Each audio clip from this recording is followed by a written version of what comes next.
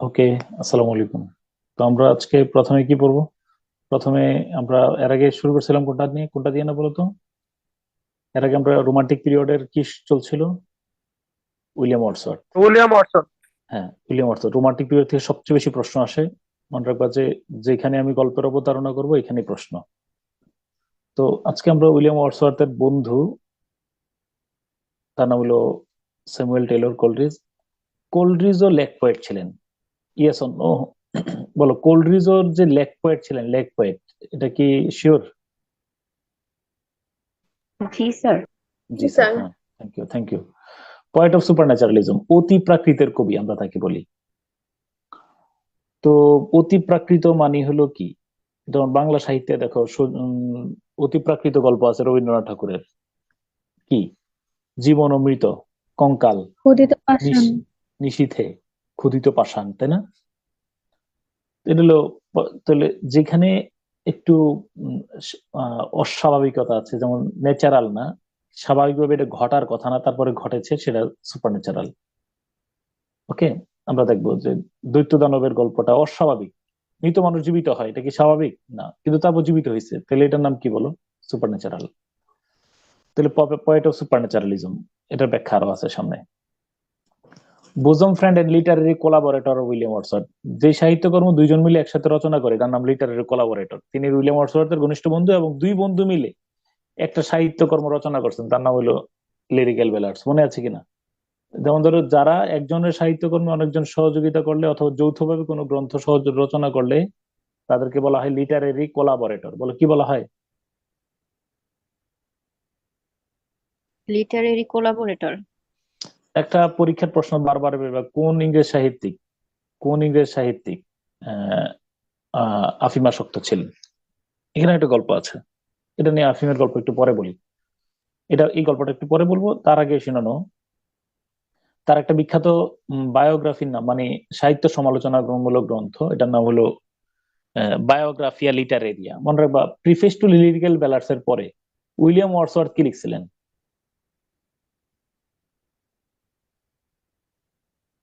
Sorry, lyrical বেলার্স এর ভূমিকা লিখছেন William Wordsworth, preface to lyrical ballads, নাকি?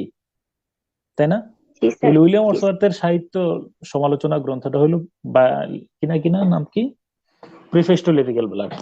আর উনার হলো, উনিও কবিতার সংজ্ঞা, নাটকের সংজ্ঞা, ইমাজিনেশন, ফ্যান্সি, এই যে সাহিত্য কাব্য নির্মাণ কলা, এই যে ক্রিটিসিজম নিয়ে একটা বই লিখছেন, এটার নাম হলো বায়োগ্রাফিয়া লিটারেরিয়া। বলো, উনার সাহিত্য সাহিত্য সমালোচনা গ্রন্থের নামটা কি?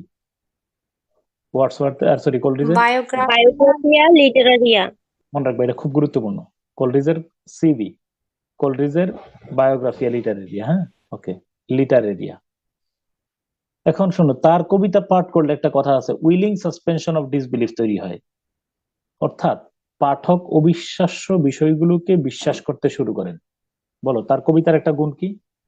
তিনি যে সুপার ন্যাচারালিজম, তিনি অতি প্রাকৃতিক গল্প বলেন, কিন্তু তার লেখা, আমি আবার বললাম, মানুষ এই পর্যন্ত কোন জায়গায় পাইছো মানুষ মৃত, এতজন মানুষ মারা গেছে তারপর আবার জীবিত হয়ে গেছিল? না স্যার। বিশ্বাসযোগ্য কথা। কিন্তু তিনি সেই কবি যিনি অবিশ্বাস্য ঘটনাগুলো এমন বিশ্বাসযোগ্যভাবে বর্ণনা দিয়েছেন, পাঠক অবলীলায় নিজের মনের অজান্তেই তার অবিশ্বাস্য কথাগুলো বিশ্বাস করতে শুরু করেন। আমার কথা বুঝছো কিনা? তাহলে উইলিং মানে ইচ্ছাকৃত suspension of disbelief. Willing suspension of কি বলো? ডিসবিলিফ। তাহলে ইচ্ছাকৃতভাবে সাসপেন্ড করে দেন ডিসবিলিফ, অবিশ্বাসকে। কে কে সাসপেন্ড করে? কোলেরিডস। নো, পাঠক। পাঠক কি করে? পাঠক। পাঠকের ভিতরে পাঠক। তুমি সত্যি ওই যে rime of the ancient mariner পড়ার সময় তুমি পড়বা, যে মনে করবে যে আরে ঠিকই তো, মানুষ একদম তুমি সত্যি বিশ্বাস করে ফেলবা। সে যে সে যে অলৌকিক অবিশ্বাস্য বর্ণনা গুলা দিচ্ছেন, তার লেখা পড়লে ওই অবিশ্বাস্য কথাগুলো আমরা কি করতে শুরু করি বলো? এইটাই হলো তার কবিতা পাঠ করলে পাঠকের মনে উইলিংস, মানে পাঠক অবিশ্বাস্য বিষয়কে কি করতে শুরু করে? বিশ্বাস করতে শুরু করে। কথা বুঝছো কিনা?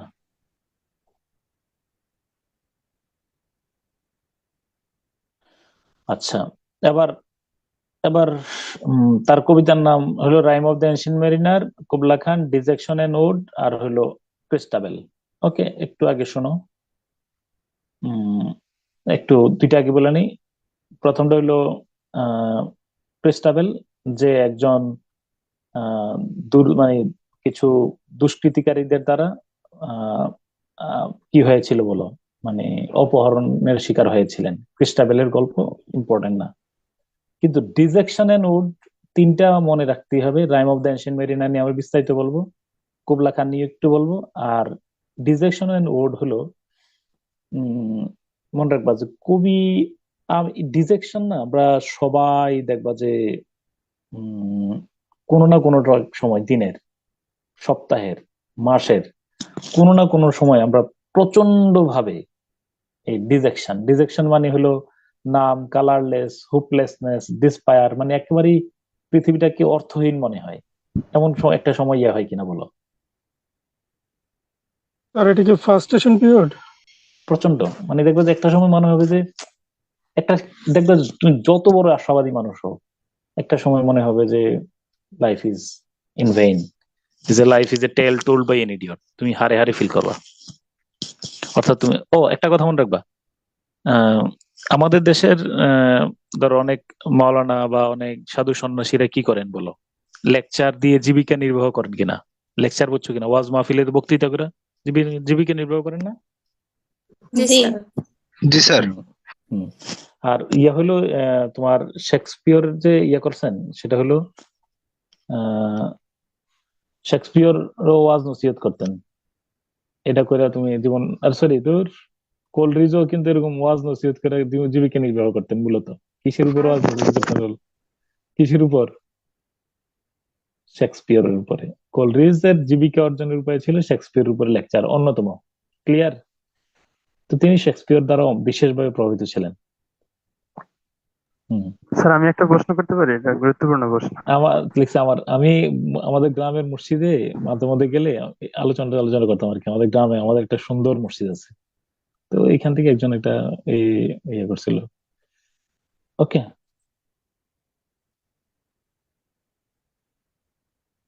Dejection and would clear. তারপরে ফাইন। তো মনে রাখবে যে ওই এইটা আর কি বড় বিষয়। তুমি চাইলেই ইয়ে করতে পারবে না। উম তোমার কাছে এটা একেবারেই, যত বড়ই বললাম না, ডিজেকশনটা তোমার থাকবেই, এটা মনে রাখবে। Very natural. যত বড় আশাবাদী মানুষ হও, তোমার আহ, দিবসের একটা অংশ অথবা জীবন, মানে একটা উল্লেখযোগ্য সময় কি থাকবে বলো? কি থাকবে বলো তো? কি থাকবে? মানে প্রচন্ড হতাশায় তুমি চাইলে হতাশা কাটাই করতে পারবে না, কিন্তু ইট নিডস টাইম। ওই সময়গুলো যখন মানুষ ওভারকাম করতে পারে না, তখনই কিন্তু সুইসাইড করে, তখনই মানুষ জীবন বিনাশী চিন্তাগুলো করে।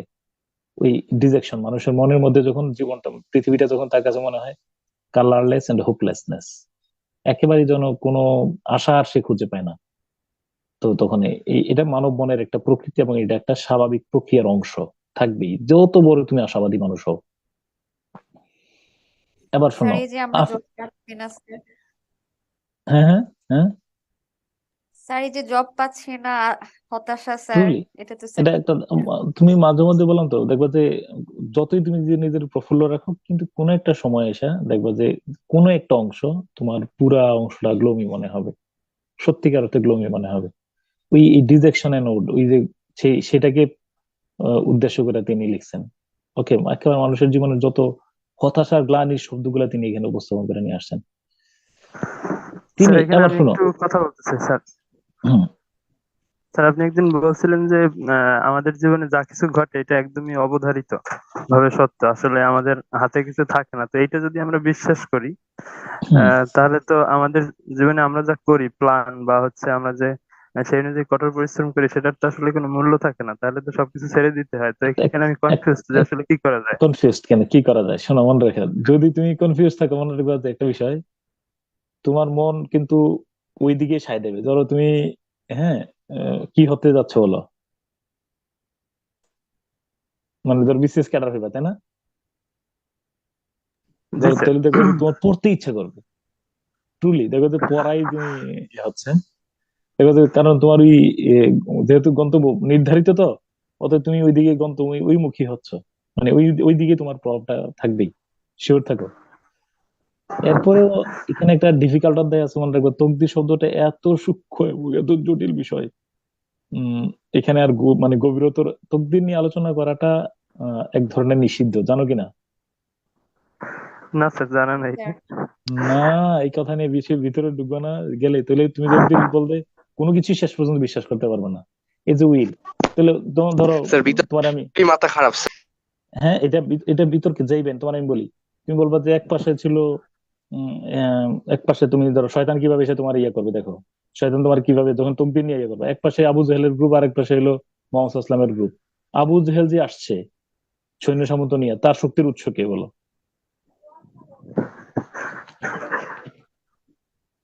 তার শক্তির স্যার উৎস কি? অশ্বারোহী ঘোড়া বা তীর হ্যাঁ, এগুলো অশ্বারোহী ঘোড়া। বেশি। এখানে স্রষ্টা ছিল না কেউ কোনো? হ্যাঁ, শুধু মালামাল উপকরণের উপর স্যার ছিল। আর কোনো কিছু ছিল না। তার তার ক্ষমতার মালিক কে? শয়তান। আল্লাহ। আল্লাহ তো। হ্যাঁ হ্যাঁ, তাহলে মনে রাখবা যে ওই যে খেলিছ এ বিশ্বলয়ে বিরাট ও শিশু আনমনে খেলিছ, প্রলয় ও সৃষ্টি তব পুতুল খেলা, নিরজনের প্রভু নিরজনে খেলিছ। এ খেলা চলতেছে। ওকে, তো উম, আচ্ছা, তো কুবলা খান, কুবলা খানের বিষয়টা হলো আহ কুবলা খানের বিষয়টা, এবার আসো তার যে একজন কবি ইংরেজি সাহিত্যে যিনি আফিমে আসক্ত ছিলেন, এবং এটাই একটা প্রশ্ন। এই এসটি কলরিজের ছিল বাইপোলার ডিসঅর্ডার। তুমি কি বাইপোলার ডিসঅর্ডার বুঝছো? না না স্যার। স্যার। না স্যার। অতি অল্প আনন্দে অধিক বেশি আহ উল্লসিত হওয়া, অতি অল্প কষ্টে অনেক বেশি বিমর্ষ হওয়া, এই রোগটার নাম বাইপোলার ডিসঅর্ডার। কি বলতে বলো? স্যার অল্প অতি অল্প কষ্টে বেশি কষ্টে কষ্ট পাওয়া। অল্প কষ্টে ধরো মানে কি ধরো কি ধরো আর্জেন্টিনা বিশ্বকাপ জিতে গেছে, এই আনন্দে তুমি কি করছো? ধরো পুরা একটা জমি বিক্রি করে অনেকগুলা গরু ছাগল কিনা মানুষ এলাকাবাসীকে দাওয়াত করে খাওয়াইছে, আনন্দ, তাই না? আবার সার্কিট ব্রাজিল কি নষ্ট করছে স্যার, বলো? বডির পুরো সার্কিটটাই নষ্ট। হ্যাঁ হ্যাঁ হ্যাঁ, ব্রাজিল ধরো হারিয়ে গেছে, তাতে তুমি ফ্যানের দিকে বারবার তাকাইতেছো, ব্রাজিল হেরে গেছে, তাহলে আমার জীবন রেখে লাভ কি হবে? এই রোগের নাম কি বলো? এটা আমাদের অনেকের ভিতরেই প্রকট ভাবে বিদ্যমান, অনেকের মধ্যে আছে, দেখো এটা। তো এই বাইপোলার ডিসঅর্ডারের মধ্যে ডিসঅর্ডার রোগী ছিলেন কে? John Keats, sorry Coleridge. কলরিজকে ডাক্তার বললেন তুমি আফিমের আরক দিয়ে চিকিৎসা দিলেন। বলো কি দিয়ে চিকিৎসা দিয়েছেন? আফিমে। আফিম। তো so John John Keats is a poet who was an opium eater, বুঝছো কিনা? হ্যাঁ, তাহলে কিসের জন্য তিনি আফিমটা নিতেন? টু কিউর হিজ কি বলো? Treatment disease. ডিজিজ, ওকে। হ্যাঁ, এখন এই আফিম খেতে খেতে তিনি হি বিকেম ওপিয়াম এডিক্টেড। তিনি আর আফিম ছাড়া তিনি আর বাঁচেন না, এমন অবস্থা। ওই যে বলা হয় যে কুইনাইন জ্বর সারাবে বটে, কিন্তু কুইনাইন সারাবে কে, এমন একটা প্রবাদ আছে, দেখো। কুইনাইন খেলে জ্বর সারে, কিন্তু কুইনাইনের কারণে যে নারী ভুঁড়িসও বের হয়ে যাওয়ার মতো অবস্থা হবে, সেটা কে সারাবে? তো তাকে আফিমের কারণে বাইপোলার ডিসঅর্ডার ভালো হলো, কিন্তু তার আফিম আর গেল না, সারা জীবনের জন্য তিনি আফিমাসক্ত হয়ে গেলেন। তাহলে ফলে two questions, he was at first an opium eater, then he gradually become an কি বলো, এ ওপিয়াম এডিক্টেড। কথা বুঝছো কিনা? কিন্তু তিনি সেই কবি, তিনি শেষ জীবনে একদম আফিম থেকে পুরোপুরি ভাবে প্রভাবমুক্ত হইতে পারছিলেন। শেষ জীবনে বিশেষ সাধনা বলে তিনি শেষ আফিম ছেড়ে দিছেন। এখন আফিম খাইয়া তিনি একবার তিনি তার এই আফিমের সাথে রিলেটেড যে বিখ্যাত ঘটনাটা, তো যেহেতু তিনি ইয়ে করছেন, তো একবার তিনি আফিম খাইছেন, মানে ওষুধ মানে ট্রিটমেন্ট হিসেবে আফিম গ্রহণ করছেন কোন একটা খামার বাড়িতে যাওয়ার পরে তিনি এর আগে একটা বই পড়ছিলেন। ঠিক আছে, দাঁড়াও, স্বপ্নের একটা কথা শুনো। একটা ওই যে একটা বইটার নামটা একটু পরে দেখাচ্ছি। বই পড়ে তিনি ঘুমাইছেন। বইটা ছিল ওই মঙ্গল জাতীয়, মঙ্গল আছে না, মঙ্গোলিয়ার সম্রাটদের নিয়ে। ওইটা পরে যখন তিনি ঘুমালেন, ঘুমানোর পরে তিনি স্বপ্নে দেখলেন যে ওই মঙ্গোলিয়ার সম্রাট কুবলা খান তার মাথার সামনে আসছে, আইসা বলল যে ইন জেনাডো ডিড কুবলা খান, যদি আমি ডিড কুবলা খান বেঁচে থাকতাম স্প্লিটলি, মানে আমি একটা খুব সুন্দর রাজকীয় প্রাসাদ তৈরি করতাম, এর নিচ দিয়ে যেত প্রবাহিত হতো আহ, মানে ঝর্ণারাজি, এরকম একটা রোমান্টিক, মানে খুব প্রকৃতির সৌন্দর্য বর্ণনা করে তিনি একটা কি দেখাইছেন স্বপ্নে, একটা কবিতাটা বলছেন। কবি ঘুম থেকে উঠলেন, ওঠার পরে তিনি অবিকল শব্দগুলা তিনি মনে রাখতে পারছিলেন। তিনি হয়তো 50-52 লাইনে একটা কবিতা লিখবেন এরকম একটা ধারণা ছিল, এবং লিখতেও শুরু করেছেন। 10-12 লাইন লিখতে যাওয়ার পরে তার পরিচিত একজন লোক আইসা তাকে নক করলেও, এবং তার সাথে প্রায় 1 ঘন্টা আলাপ আলোচনায় মত্ত ছিল। 1 ঘন্টা পর কবি কি করলেন, 1 ঘন্টা হয়ে গেছে, 1 ঘন্টা পরে কবি আবার ওই বন্ধুর সাথে কথা শেষ করে কি করছে বলো? বন্ধুর সাথে কথা বলে কি করছে? 30 সেকেন্ড সময় দাও, 30 সেকেন্ডস।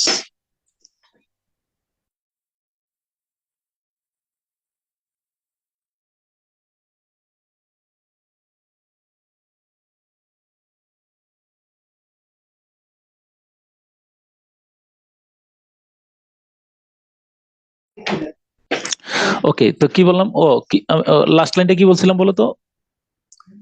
হ্যাঁ, লাস্ট লাইনটা কি বলছিলাম?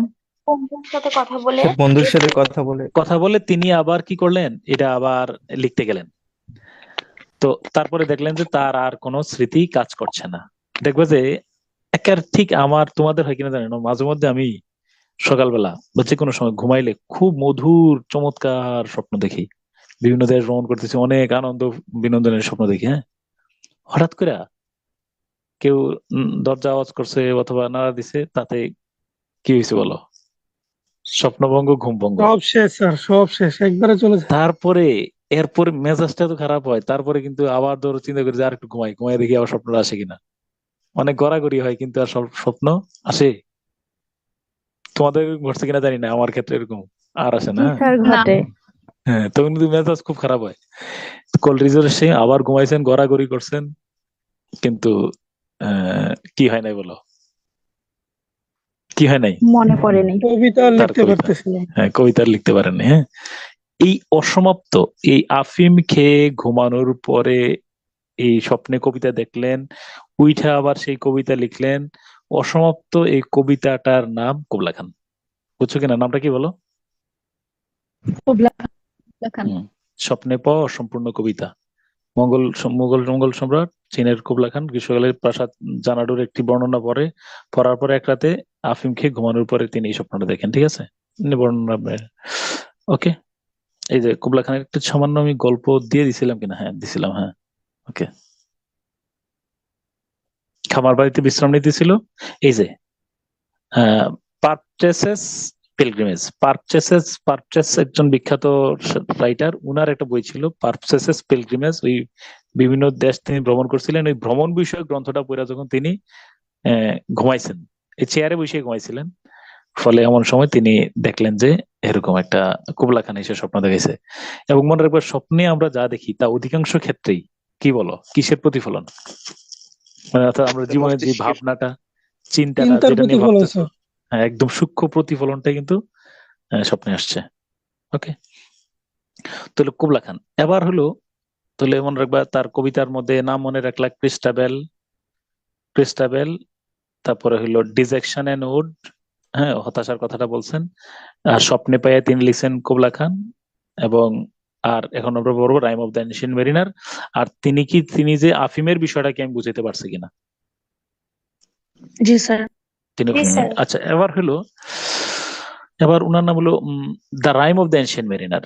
অর্থাৎ এটা এমন একটা কবিতা, rime of the ancient mariner, এই কবিতা লিখে কবি যদি আর কিছুই না লিখতেন, অর্থাৎ যদি এমনটাই মনে করা হয় যে তিনি মাত্র একটা কবিতা লিখছেন, কে? ST college. তাহলে তিনি আমাদের কাছে এসটি কলেজে থাকতেন। এখন যে এক কবিতাই যথেষ্ট, এত প্রভাবশালী, এত বিশালভাবে গ্রহণযোগ্য এই কবিতাটা। এই কবিতার কারণেই মূলত আমরা তাকে পয়েট অফ সুপারন্যাচারালিজম বলি। এখানে অনেক বেশি সুপারন্যাচারাল নিয়ে আসছেন, এবং এই কবিতা এমন একটা মেসেজ দেওয়ার চেষ্টা করছেন, এই মেসেজটার কারণে তিনি অমর হয়ে গেছেন। একটা কবিতা দেখো, বেশি যে লিখছে এমনটা না, কোল্ড্রিজ। ওকে, তো তিনি বললেন, আচ্ছা, তো এটা হলো এরকম একটা গল্পের অবতারণা করছেন, এটা ইটস এ ব্যালাড। ব্যালাড তো তুমি শুনছো, ওই যে সুজনবাদী আর ঘাট নকশিকাঁথার মাঠ, তাই না? এই যে কবর কবিতাটাও কিন্তু একটা ব্যালাড, ফলে একটা গীতিকাব্য। এটা কাহিনীর তিনি বর্ণনা দিচ্ছেন। কাহিনীটা কিরকম? একজন বৃদ্ধ নাবিকের বর্ণনা দিচ্ছেন, একেবারে কুচকানো, একদম পুরা হাড় মানে চামড়া টামড়া গুলো কুচকিয়ে একদম পুরা ভাঁজ হয়ে গেছে, এমন একজন বৃদ্ধ নাবিকের কথা চিন্তা করো। তিনি দাঁড়িয়ে আছেন, তার সামনে দিয়ে বরযাত্রী, একদল বরযাত্রী যাচ্ছে। এই বরযাত্রীদের একজনকে তিনি খপ করে ধরলেন, ধরার পরে তিনি বললেন যে আমি গল্প বলতে চাই, আমার গল্প শুনতে হবে। আর গল্প না বলে তিনি নাকি অসুস্থ হয়ে যান, তার গল্প বলতে হয় তার মানসিক প্রশান্তির জন্য। হ্যাঁ, তো মনে রাখবা কি গল্প, মনে রাখবা এই যে গল্প শুরু করতেছেন, মনে রাখবা মানুষ তোমার এটা একটা কলরিজ এখানে বেশ কিছু সাইকোলজিক্যাল পয়েন্ট উপস্থাপন করছেন। মনের মধ্যে দুঃখ থাকলে সেটা কি করতে হয় বলো? চাপায় রাখতে হয়? প্রকাশ করতে হয়। না স্যার, কি করবা? কেমনে প্রকাশ করবা? শেয়ার করতে হয়। কেমনে, কিভাবে এই কিভাবে অন্যকে প্রকাশ দিয়ে করো? প্রকাশ করব স্যার।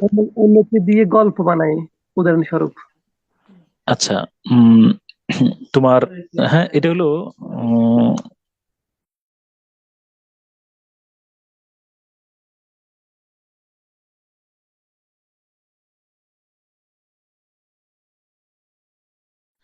তোমার কি বললাম, কোন প্রসঙ্গটা একটু হারাই গেছি, মনের কোন দুঃখ। প্রসঙ্গে ছিল?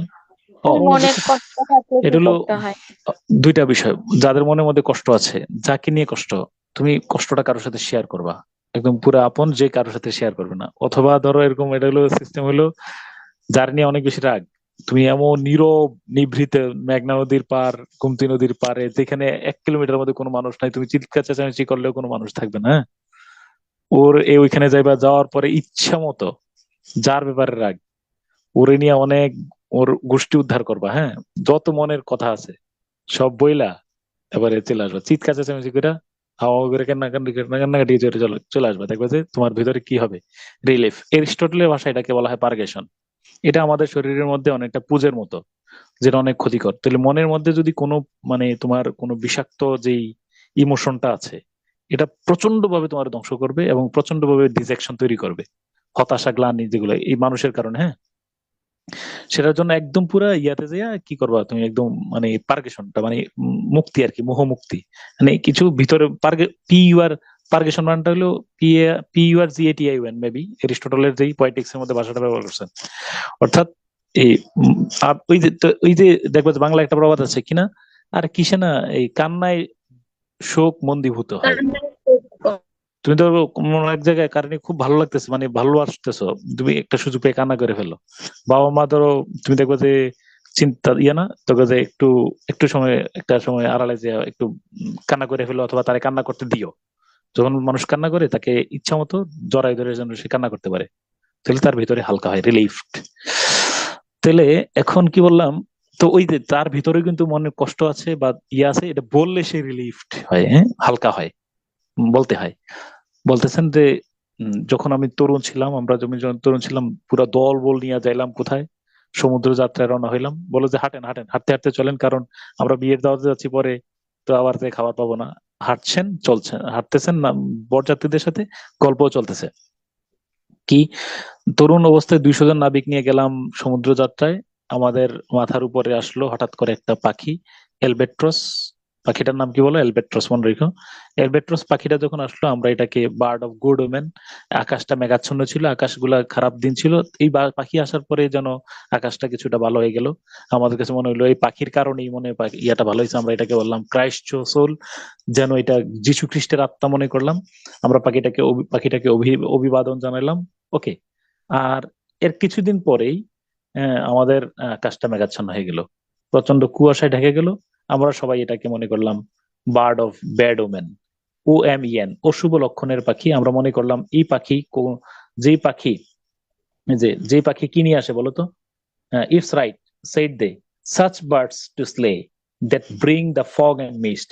বললো যে যেই পাখি কুয়াশা এবং ইয়াশা নিয়ে আসে, হ্যাঁ, যেই পাখি মানে এরকম ধরনের পরিবেশ বিপর্যয়কর, যেই পাখির পরিবেশ বিপর্যয় যেহেতু হয়েছে, অতএব এই পাখি হয়তো এটা নিয়ে এসেছে, এটা শুভ লক্ষণের পাখি না। ফলে তারা মনে করলো এই পাখির কারণে বিভিন্ন দুর্যোগ আসতেছে, এই জন্য তারা পাখিটাকে হত্যা করলো। তো মনে রাখবা এখানে একটা বিষয়, যে আমরা আমাদের সফলতা ব্যর্থতার জন্য অনেক সময় কি করি বলো, মানুষের উপরে দায় আরোপ করি। কি আরোপ করি বলো? দায় আরোপ দায়। করি। ধরো উম, এখানে আমার একটা দুঃখের কথা বলতেই হবে। ধরো আমরা এটা আমি সবসময়ের জন্য এখানে আসলে মনে পড়ে আমার খালাম্মার কথা। আমরা কিন্তু বিভিন্ন কুসংস্কারে বিশ্বাস করি। দেখো, আমার খালাম্মা আর ঝাড়ুর বিশ্বাস, গল্পটা শুনেন। হ্যাঁ হ্যাঁ, এটা না বললে তো আমার কালকে কাল রাতে খালাম্মার সাথে কথা বলছি। হ্যাঁ, এই শোনো দুঃখের কথা। এটা হলো আমার খালাতো ভাই হলো এসএসসি পরীক্ষা দেবে কুমিল্লা ভিক্টোরিয়া কলেজে। আমার খালাম্মা বিশ্বাস করতো যে উম, বাসা থেকে বের হইয়া ঝাড়ু দেখলে পরীক্ষা ভালো হবে না। তো দেখো কি, আমি, তোমার তো খালাম্মা আমার সবসময় পাঠাইতেন যে এই গলিটার মধ্যে, রিক্সা যেখানে উঠবে ওই গলিটার মধ্যে কোনো ঝাড়ু আছে কিনা। তো আমি প্রত্যেকদিন কি করতাম, সাদ্দাম ভাই মানে বাসাতে বের হওয়ার আগে আমি যে ঝাড়ুটা দেখে আসতাম, দেখে আসতাম ওদের রাস্তার মধ্যে কোনো ঝাড়ু আছে কিনা। আমি সে গ্রিন সিগন্যাল দিতাম যে খালাম্মার রোড ক্লিয়ার। খালাম্মা সাদ্দাম ভাই নিয়ে বের হইতো, রিক্সা করে উঠতো। এরপর একদিন আমি রাস্তা, ধরো পুরো গলিটা, হ্যাঁ পুরো গলিটা আমি ঘুরে আসছি, দেখি যে কোনো ঝাড়ু নাই। পরে এসে আমি খালাম্মারে বললাম যে খালাম্মা ঝাড়ু নাই। তারপর খালাম্মা রেডি হয়ে বের হইলো। বের হয়ে ধরো এই গলির কোনায় গেছে, রেখে যে রাস্তার মধ্যে একটা ঝাড়ু করে আছে। ধরো এটা আমিও শিওর যে এই ঝাড়ুটা হয়তো আমি যাওয়ার পরে কেউ ফেলছে, কারণ আমি দুই চোখ দিয়ে এখানে একটা রাস্তার মধ্যে ঝাড়ু দেখবো না, এটা হইতে পারে না। তারপরে কি বলো, উম এই এরপরে খালাম্মার চেহারা, খালাম্মা মানে দুই চোখ দিয়ে আর পানি ধরে রাখতে পারে না। হ্যাঁ, আমার মনে হচ্ছে যে আমি কবরে ঢুকে গেলে তো মনে হয় বাঁচিয়ে দিতাম। মানে এটা কেমন অপরাধ বোধ, অপরাধ করিনি তারপরে অপরাধ বোধে ভুগতেছে। হ্যাঁ, এরপরে আল্লাহর কি কুদরত, এই দিন ছিল কেমিস্ট্রি পরীক্ষা এবং সাদ্দাম ভাই কেমিস্ট্রি পরীক্ষাতে ফেল করছেন। এবং খালাম্মা আমারে বললেন যে বোন, বোনপুর তুই যদি ওই ঝাড়ুটা যদি না দেখতি দেখতি তাহলে আমার সাদ্দাম কেমিস্ট্রিতে ফেল করতো না। এবং আজও বুঝি, হ্যাঁ, এই এটার, বুঝছো কিনা, এটার দুর্ভোগ আমি, মানে খালাম্মা এখনো বিশ্বাস করে যে আমি এই ঝাড়ুটার কারণে ফেল করে উঠছি, ইয়ে করছে। হ্যাঁ, তো এই যে পাখি আসার কারণে, ঠিক আছে না, দেখো যে আমরা বিশেষত খেলার সময় দেখো যে কেউ যদি আসে, কেউ আসলে ধরো উইকেট পড়ে গেছে, তখন আমরা তাকে কি বলি বলো? ধরো অনেক সময় পা রাখছি, পা রাখার সময় সাথে সাথে, তোমার বাসায় গেছি, পা রাখার সাথে সাথে কারেন্ট চলে গেছে, কি বলো তুমি আমারে? জিঙ্কস আবার ধরো, জিঙ্কস হ্যাঁ কুফা, কুফা। করাচি, দিল্লি, অনেক কিছু বলো। আবার ধরো পা রাখার সাথে সাথে কি চলে আসছে, বিদ্যুৎ চলে আসছে, তুমি আমার কি বলবা? জিব্রাইল আলাইহিস সালাম স্বয়ং উপস্থিত, এরকম না? তাহলে আমার সাথে বিদ্যুৎ আসা যাওয়া, আমার কারণে পরীক্ষা ফেল করা এমনটা ঘটে নাই, কিন্তু তারপরে আমরা কি করি বলো? আহ, ইয়ে করি, ওইটা দায় আরোপ করি। হ্যাঁ, স্যার এগুলো কি স্যার আমি শিরকে? কিছুদিন আগে একটা আর্টিকেল পড়ছিলাম, ওইখানে হচ্ছে কিছু রিসার্চাররা এটা নিয়ে রিসার্চ করছে যে আসলে আমাদের লাইফে নেগেটিভিটির ইফেক্ট আছে, মানে আমরা এই যেটা কথা তো চিন্তা করি বিশ্বাস পজিটিভ। করতেই হবে। আর এই বিশ্বাসের মধ্যে দেখবে এই যে, এবং এটা একটা আধ্যাত্মিকতা আছে, আমি অস্বীকার করি না। তোমার প্রথমত হলো, বৃষ্টির পানিতে ভিজলে জ্বর হবে, এর কোনো সাইন্টিফিক ভিত্তি আছে কিনা তোমাদের সায়েন্সের মধ্যে কেউ থাকলে বলো।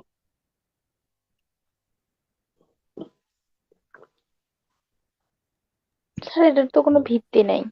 কিন্তু তারপর জ্বর হয় কেন বলো?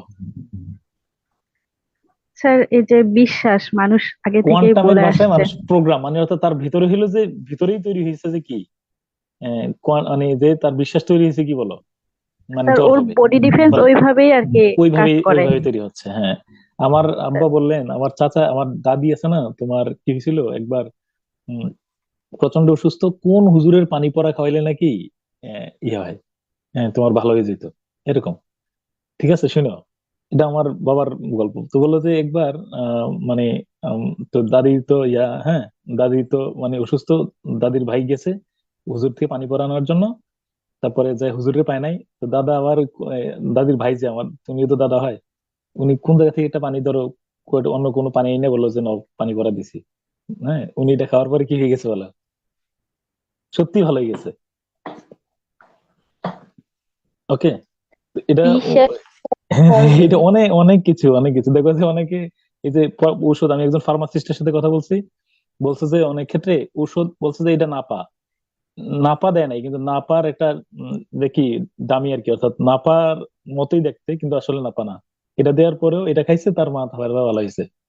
মানে একজন ফার্মাসিস্টের সাথে আমাদের বলছে যে এটা অনেক সময় রোগটা ভালো হয় অধিকাংশ ক্ষেত্রে যে মনে করে যে সে ট্রিটমেন্টও খেয়েছে, ট্রিটমেন্টও কাজ করতেছে, আর একই সাথে তার কি চলতেছে বলো? স্যার দেওয়াল বিশ্বাস। স্যাটিসফ্যাকশন হ্যাঁ হ্যাঁ হ্যাঁ হ্যাঁ, এটা চলতেছে। তো ফলে এখানে আছে, আর নাহলে কিছুরা ফালাক নাস নাজিল হইতো। আমরা ওই যে আয়াতুল কুরসি দিনের মধ্যে, তোমরা যারা আছো মুসলিম, এটা আমি তোমাদেরকে বলে রাখি, অবশ্যই সকালে অবশ্যই সন্ধ্যায় কি পড়বা? আয়াতুল কুরসি আয়াতুল আর সূরা নাস। লেখা রাখো এটা আজকে থেকে, আজকে থেকে পড়বাই একদম আয়াতুল পুরা। কুরসি চারকোল। মানে আমি ওই আরো তো আছে, 3 কুল 4 কুল তো আছে, এটা পড়বাই, লেখা রাখো ম্যান্ডাটরিলি। ঘুম থেকে ওইটা পড়বো, যখনই মনে পড়ে তখন পড়বা, শিওর থাকো। স্যার স্যার হযরত মুহাম্মদ সাল্লাল্লাহু আলাইহি সাল্লাম সবসময় কেন ফরজ নামাজ পড়ার পরে আয়াতুল কুরসি পড়তেন সব সময়? এটা কি সত্য সবসময় স্যার? আমি এটা হাদিস হ্যাঁ, এটা তো আমি বললাম সবসময় তো আমি বললাম অন্তত দিনে 2 বার পড়বাই, সকাল সন্ধ্যা, এটা ম্যান্ডাটরিলি। কিচ্ছু না করতে পারো, আমরা জানি যত কথা বলো, অনেক আমলের কথা বললে কোনোটাই হয় না। বড় অন্তত পক্ষে 2টা কাজ করবে, সকালে সন্ধ্যায়। মাগরিব আজান দিচ্ছে, ফজর নামাজ, দিন শুরু করবে আয়াতুল কুরসি, দিন শেষ করবে আয়াতুল কুরসি, অথবা দিনে সন্ধ্যার সময় আয়াতুল কুরসি, শিওর মাস্ট মাস্ট পড়বাই। কেন পড়বা বলবা যে আমি আজকে ক্লাসে। এরকম হয়ে গেছে, ফরজ নামাজের পর আয়াতুল কুরসি না পড়লে এখন মনে হয় নামাজে শিওর শিওর অসম্পূর্ণ। Sure sure sure sure sure, এটা মিস করো না। হ্যাঁ, ওকে। এছাড়া আচ্ছা, স্যার আমাদের মনে করলেই হবে। যারা অভ্যাসটা নাই তারা লেখা রাখো, আজকে থেকে আমি মিস করবোই না ইনশাল্লাহ। একদম ফোকাস করে লেখা রাখো, একটা কথাই বলছি, আয়াতুল কুরসি শেষে পড়বা, শেষে শুরু করবা। অন্তত পক্ষে নিরাপদ থাকবে, এই আস্থা রেখো যে আমি অন্তত পক্ষে অনেক বিপদ হবে না, আমার বিশ্বাস। এটা এটা রেখো, ওকে। তারপরে ওই কুবলা ওই কোন কিনে আসছিল কিনা, ওই যে নামটা কি পাখির, এলবেট্রস, তারপরে এবার দুর্যোগ নেমে আসছিল, মানে তারা ভাবতেছিল যে পাখিটা দুর্যোগটা আসছিল পাখির কারণে। এখন পাখিটাকে হত্যা করার পরে শুনো, এবার দুর্যোগ নেমে আসলো তাদের উপরে। কি দুর্যোগ? একেবারেই মানে মনে হইলো যে প্রচন্ড হঠাৎ করে পরিবেশটা গরম হয়ে গেল, সূর্যটা মাথার উপরে চলে আসলো, একদম কাছাকাছি, মগজগুলো টকবক করে জ্বলতেছে এরকম মনে হচ্ছে। এরপরে এমন কাছে চলে আসছে, জাহাজটা যেন, জাহাজের পাটাতনটা যেন একদম পুরা কি হয়েছে বলো, একদম পুরো ভাঁজ, মানে কুচকিয়ে যাচ্ছে এরকম। হ্যাঁ, এরপরে সবগুলা পানি তোমার কি হয়ে গেল, খাওয়ার মতো পানি ছিল, খাওয়ার অযোগ্য সবগুলা পানি, মানে কি হয়ে গেল বলো, মানে খাওয়ার অযোগ্য হয়ে গেল। চারিদিকে মানে ঘুমট একটা পরিবেশ তৈরি গেল। এগুলো সব সুপার ন্যাচারাল, এগুলো বাস্তব ঘটা সম্ভব না। পাখি হত্যা করার কারণে এরকম ঘটনা ঘটতে পারে। সমুদ্রটাও বিচল, লাইক এ পেইন্টেড শিপ আপন এ পেইন্টেড ওশেন। আমাদের জাহাজটা স্থির হয়ে গেল, লাইক এ পেইন্টেড শিপ আপন এ পেইন্টেড ওশেন। একটা স্থির সমুদ্রের মধ্যে একটা স্থির নৌকা দেখতে যেমন, ঠিক আমাদেরটা এরকম। আসলে কি এরকম হয়েছিল? আসলে কি পানিটা জমাট হয়ে গেছিল? আসলে কি এটা সম্ভব? কিন্তু না, আমরা এটা যদিও সম্ভব না, কিন্তু তারপরে তার লেখাপড়ার সময়, লেখাটা কবিতাটা পড়ার সময় আমরা অবলীলে বিশ্বাস করি। বলতো, লাইক এ পেইন্টেড শিপ আপন এ পেইন্টেড ওশেন, কোন এটা সিমিলি না মেটাফর? ফ্যামিলি। সিমিলি। এবার শুনো কি হয়েছে। ফ্যামিলি। হ্যাঁ হ্যাঁ, এবার দেখো এই ঘটনাটা কি দেখো। বললো যে আমরা প্রচন্ড পিপাসার্থ হয়ে গেলাম, একদিকে সূর্যের মাথার উপর চলে আসছে, ঘামায় টামায় একাকার, পানির পিপাসায় গলার ছাতি হয়ে যাচ্ছে। অনেকে কি করলো, অনেকে কি করছে, এই যে they bit their arm to moisture their throat. নাবিকেরা শেষ পর্যন্ত কি করছে, বাহু কামড়াইয়া রক্ত চুইসা গলা ভিজাইলো।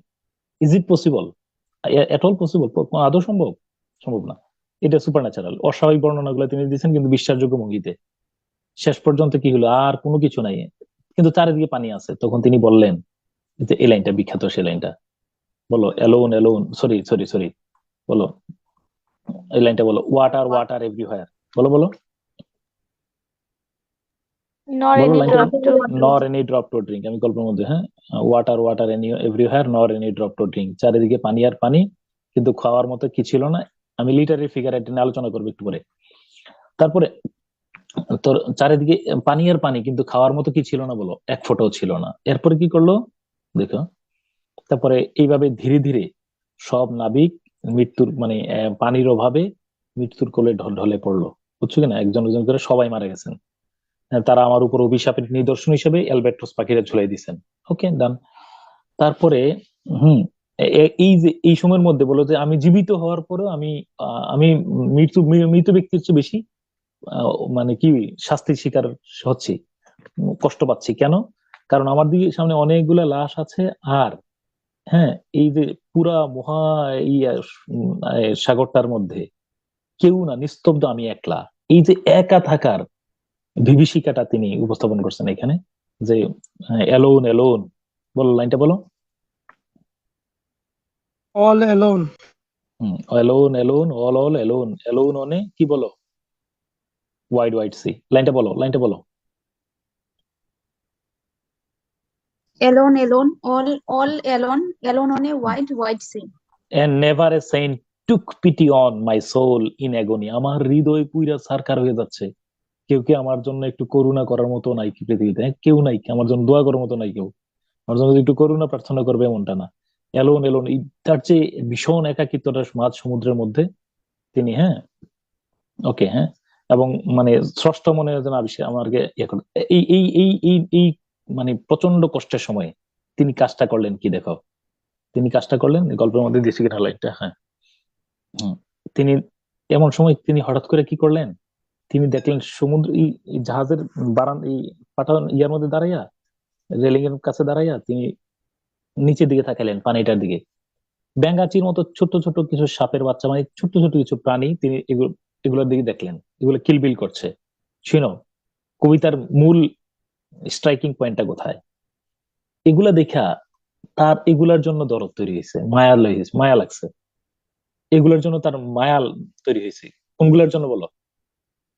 প্রাণীগুলার জন্য।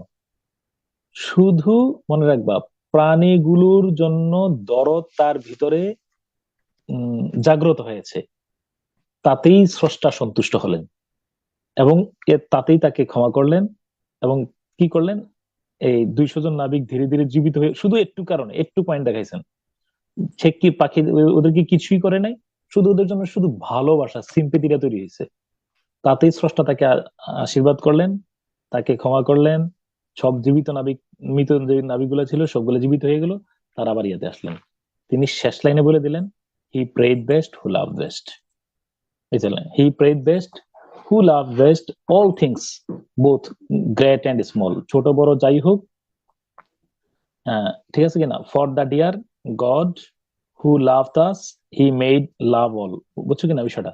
তাহলে বললেন প্রেজ, প্রেজ মানে হি প্রেজ মানে হলো প্রেজ। আগে ইএস কে টিএইচ লেখা হইতো, বলো আগে ইএস কে কি লেখা হইতো? টিএস লেখা হইতো, টিএইচ লেখা হইতো, হ্যাঁ। He prays best to love best. এখন শুনো, জীবে দয়া করে যেইজন সেইজন সে বিছে ঈশ্বর, স্বামী বিবেকানন্দের এটা অনুবাদ। লাইনটা আবার বলো, এইটাই দিয়ে তিনি মরে গেছেন, জীবে দয়া করে যেইজন সেইজন সে বিছে ঈশ্বর। What is the motto of studying literature? Literature তোমার কি বানায়? হি প্রেড বেস্ট লিটারেচার তোমার ভিতরে এইটুকে জাগ্রত করবে। দেখো মানবতা নিয়ে কথা বলে এরা সব সময়, হিউম্যানিজম, এটাই হলো ফার্স্ট। ধর্ম এবং লিটারেচারের মূল মেসেজটা যদি তুমি বুঝতে পারো, তাহলে দেখবা যে উদারতা এবং মানবতাবাদ এটার মূল শক্তি। মোহাম্মদ সাল্লাল্লাহু আলাইহি ওয়াসাল্লামের কাছে এক লোক আসছেন, আইসা শুনো, আসার পরে কি, ও সরি, মোহাম্মদ সাল্লাল্লাহু আলাইহি ওয়াসাল্লাম দাওয়াত খেতে গেছেন, খাওয়ার পরে দাওয়াত খাচ্ছেন, এমন সময় এক সাহাবী ওই যে বকরির মাংসগুলো খাচ্ছেন, হাড্ডিগুলা চুষা চুষা একটা প্লেটে রাখতেছেন, ঠিক আছে কিনা, ওই প্লেটের মধ্যে পানি ছিল, ওই পানিযুক্ত প্লেটে রাখছেন।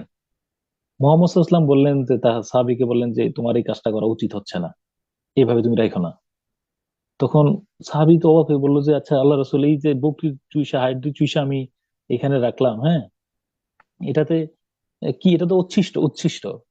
তখন মোহাম্মদ সাল্লাল্লাহু আলাইহি ওয়াসাল্লাম বললেন যে, বাইরের দিকে তাকায় দেখো, হয়তো একটা কোনো কুকুর বা বিড়াল ছিল, বললো যে দেখো এটা কিন্তু তাকায় আছে, তুমি যে খাইয়া চুষা চুষা পানিতে রাখতেছো, পানিতে রাখার কারণে কি কি চলে যাচ্ছে বলো তো? মশলাটা চলে যাচ্ছে না, স্বাদ, স্বাদটা চলে যাচ্ছে, ফলে ওরা খাইয়া টেস্ট পাবে না। তাহলে এইটাই ধরো পৃথিবীর সব ধর্ম, যে কোনো ধর্ম বলো, ধর্ম আর ইয়ার মূল মেসেজটাই হলো কি বলো, হিউম্যানিজম, মানুষের খাবার খাওয়ানো। ইভেন ইসলাম ধর্মে একটা মনে রাখবা যে সবচেয়ে মোহাম্মদ সাল্লাল্লাহু আলাইহি ওয়াসাল্লামের জন্য যে আফজালুল ইবাদত কোনটা, বলছে যে তুকরিউ সালাম ও তুতরিমু তাআমা আলা মান আরাফতা ওয়া মান লাম তারিফ। মনে রাখবা যে সবচেয়ে বড় ইবাদত হইলো মানুষ সালাম দিয়ে মানুষ শুভকামনা করে, আপনি ভালো থাকেন ভাই, সালাম দিয়ে মানে আসসালামু আলাইকুম বলে না, মনে প্রাণে মানুষ বলে যে ইস ভাই আপনি ভালো থাকেন, গুড উইশ ফর ইউ। আর হইলো খাবার খাওয়ানো, but never ask the question whether he is Muslim or Hindu, Christian or Sunni, Wahhabi, এরকম ধরনের কোনো প্রশ্ন করার সুযোগ নেই। খাবার খাওয়াইবা তারা কোনো প্রশ্ন করা ছাড়া। তাহলে ওই যে বললাম লিটারেচার এবং ইয়ার মধ্যে ইভেন তুমি একটা কথা মনে রেখো যে উম, ওই যে তুমি ইসলাম ধর্মে নামাজকে কিন্তু খুব কঠোর ভাবে ইয়া দেওয়া হয়েছে। ইভেন মোহাম্মদ কিন্তু সর্বশেষ যে ইন্তেকাল করার পূর্বে সর্বশেষ শব্দটা কি বলছিল জানো? নামাজ নামাজ আসসালাত আসসালাতু ওয়া মালাকাত আইমানুকুম, বলছে যে উম, নামাজ পড়বা আর হলো তোমার অধীনস্থ যারা যা আছে তাদের ব্যাপারে সাবধানে থেকো, তাদের হক নষ্ট করো না, হ্যাঁ? এই কঠোর এই এত গুরুত্বপূর্ণ একটা ইবাদতে যখন হাসান বা হুসাইন রাদিয়াল্লাহু আনহু যখন তার কাঁধে চড়তেন তখন মোহাম্মদ সাল্লাল্লাহু আলাইহি ওয়াসাল্লাম সিজদা থেকে উঠতেন না। ওয়াই, কেন? ব্যাখ্যাটা বলো, কেন উঠতেন না? কেন উঠতেন না? তসবিহ তাহলিল বেশি পড়তেন? বাচ্চা কষ্ট পাচ্ছে। তিনি তিনি চাচ্ছেন যে ওরা একটু আরাম করছে, ওরা একটু মজা পাচ্ছে, আর একটু পাক, এই জন্য তিনি সিজদা প্রলম্বিত করতেন। তাহলে তুমি চিন্তা কর, তুমি বিষয়টা খুব এখানে বড় মেসেজ যে ওই যে ইয়াটা he prayed best who love best, ওই যে স্বামী বিবেকানন্দের কথা। হিন্দুইজমের মধ্যে স্বামী বিবেকানন্দের মতো প্রভাবশালী দার্শনিক আর নাই। তুমি যদি কেউ হিন্দুইজম পড়ে দেখতে পারো, সুপার, দেখবা যে তিনি মানবিক দিকগুলো কিভাবে উপস্থাপন করছেন। আর হলো ওই আব্দুল কাদের, এই যে হাসরের দিন বলিবেন খোদা হে আদম সন্তান, কিনা বলো, আমি তোমার কাছে যে অন্ন চাইছিলাম তুমি আমার দাও নাই, বলো যে আল্লাহ আপনি কত বড় রাজাধিরাজ, আপনি আমার কাছে এসে খাবার দিয়েছিলেন? বলো যে না, আমারই একজন গেছিল তোমার কাছে, যাওয়ার পরে তুমি দীক্ষা দিয়ে তারাই দিছো। এই জন্য তিনি অমর হয়ে গেছেন। লাইনটা বলো, অমর সেই ইয়াটা বলো, লাইনটা একটু মুখস্থ করে ফেলো। হি প্রেড বেস্ট, বলো he prayed best who love best, বলো he prayed best who love best, both things all things both small and great. লাইনটা এক মিনিট সময় মুখস্থ, সবাই মুখস্থ বলতে হবে, ছোট বড় যাই হোক, জীবে দয়া করে যেজন সেইজন সে বিছে ঈশ্বর। বলো লাইনটা বলো একজন।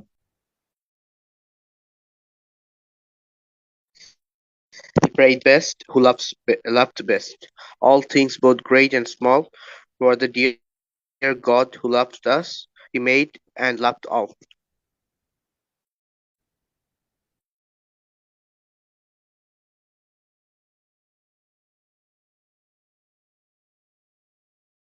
ওকে, ঠিক আছে, তাহলে ডান। তাহলে আমরা এসটি গোল্ডিজ পড়লাম, সুপারন্যাচারালিজম পড়লাম।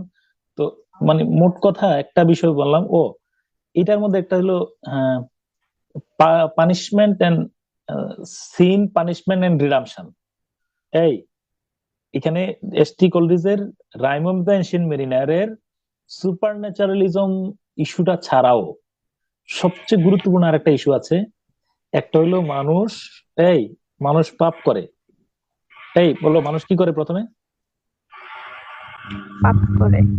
পাপ করে, এরপরে পানিশমেন্ট পায়। পানিশমেন্টটা কি পাইছে? Water everywhere nor any drop to drink, alone all alone in a wide sea. Punishment কিনা বলো? জি স্যার। এবার এবার বলছে যে রিডামশন, মানুষের মুক্তির উপায়টা কি? মানুষের মুক্তির উপায়টা কি বলো? মুক্তির উপায়টা কি বলো? গিলটি ফিল করে যখন, তারপর হচ্ছে মাপ চেয়ে নেয় যখন, বা হ্যাঁ, যখন নিজের মধ্যে অনুশোচনাটা কাজ করে। তাহলে রিডামশনটা কি? মুক্তির উপায়টা কি বলো? আমার পাপের অনুশোচনা করা। অনুশোচনা তো আছে, অনুশোচনার সাথে বলো উসিরিয়া কোনটা সবচেয়ে বড় কার্যকর ট্রিটমেন্ট কোনটা? রিপেন্টেন্স তো আছে এখানে নিঃসন্দেহে, তার ভিতরে ভালো কাজ করা স্যার, ভালো কাজ করা, two do good for others, মানুষের জন্য শুভকামনা করা, মানুষের ভালো কিছু করা, তাই না? মানুষের ওই যে জীবে প্রেম, জীবে দয়া, হ্যাঁ, মানে অন্য মানুষকে হেল্প করা। দাঁড়াও আমি বলে আর কি আমি তোমারই বলে আর কি 3 questions to the wise man, এই কথাটাকে আমি একদিন ক্লাসে বলছিলাম না? ধারণা করা হয়তো সক্রেটিস অথবা এরিস্টটলকে 3টা প্রশ্ন করা হয়েছিল, সে কালজয়ী 3টা question, 3 questions to the wise man. Wise ম্যানটাকে উই আর নট শিওর, কিন্তু এটা প্রচলিত প্রবাদ। এটা কি শুনছিলা? খাতার উপরে লেখা রেখো, নইলে মনে পড়ছে বলে ফেলি। 3 questions to the wise man বলছিলাম এটা? না স্যার, লেখা রাখো, খাতার উপরে ফোকাস করে লেখা রাখো 3 questions to the wise man. Exactly wise ম্যানটা কি আমরা জানি না। Wise man, first question, what is the best time in our life? তাড়াতাড়ি লিখো। ওয়াইজ ম্যানকে জিজ্ঞেস করছিল যে what is the best time in our life, 2 নম্বরে প্রশ্ন করছিল what is your best companion. উত্তর লেখার জায়গায় খালি লিখো 1 লাইন 2 লাইন করে।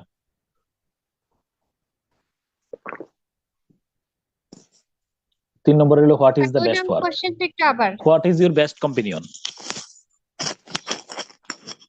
What is your best companion. আর 3 নম্বরটা ছিল কি?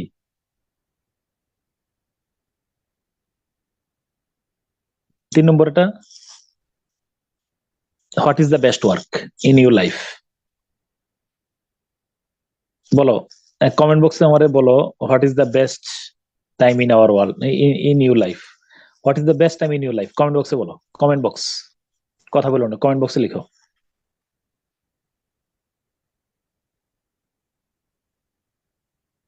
তিন নম্বরটা কি বলছিলেন? What is the best work.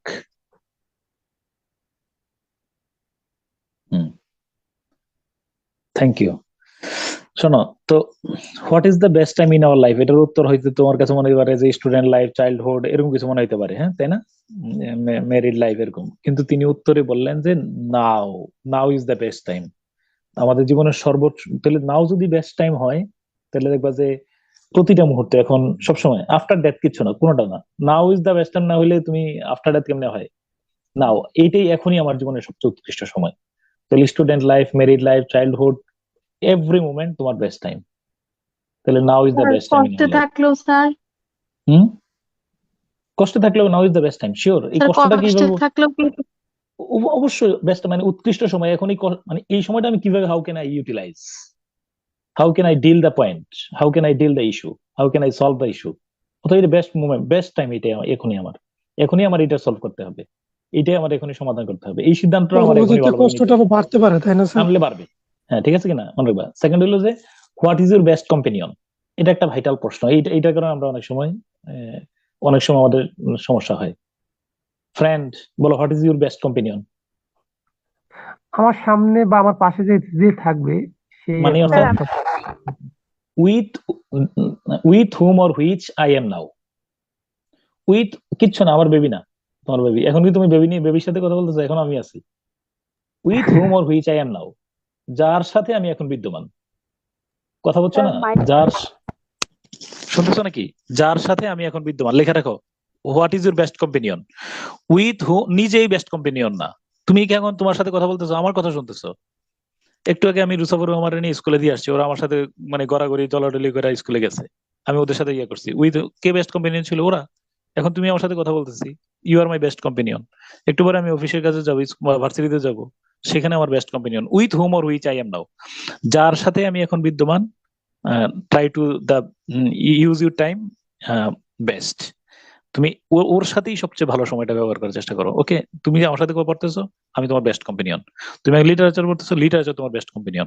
যার সাথে, যে ব্যক্তি বা বস্তুর সাথে আমি এখন বিদ্যমান, the thing or the person or thing with whom or which I am now, যার সাথে আমি এখন। ক্রিকেট খেলা দেখতেছো, মনোযোগ দিয়ে ধারাভাষ্যটা দেখো, ইচ এন্ড এভরিথিং, প্রত্যেকটা শব্দ ধারাভাষ্য। ক্রিকেট খেলা দেখা অত্যন্ত গুরুত্বপূর্ণ কাজ, কিন্তু 4 ছক্কা না দেখা তুমি দেখবা যে উনি এইবার যে রেকর্ড একটা ইয়ে আছে জানো, উনাকে বলা হয় ধারাভাষ্যের কবি। আর্জেন্টিনা এবং ব্রাজিলের মধ্যে যে ইয়াটা করছিল, ধারাভাষ্যটা দিছিল, উনার নাম ভুলে গেছি আমি, উনার নাম লেখা দেবো। উনাকে বলা হয় ধারাভাষ্যকারের কবি। হ্যাঁ, উনার নামটা তোমরা কেউ জানলে তো বলতে পারো তোমরা। কত সুন্দর মানে ইয়া ছিল। তুমি যদি মনে হয় আর্জেন্টিনা ফুটবল দেখার সময় তুমি শুধু ওই মেসিরে দেখতেছো, তাহলে লাভ নাই। তোমার মূল কনসেন্ট্রেশন সে যা বলে আমি তা শুনতে পারতেছি কিনা। তাহলে বেস্ট টাইম আমি বেস্ট ইয়ে করতেছি, ইউটিলাইজ করতেছি। আর 3 নম্বরে বলছিল যে what is the best. With whom and which I am now নাকি? কিচ্ছু লাগবে না, with whom or which I am now, যার সাথে আমি এখন আছি। এটা ব্যক্তি, যে ব্যক্তি বা বস্তুর সাথে আমি আছি সেটা। নামাজ পড়তেছো, নামাজ is my best companion.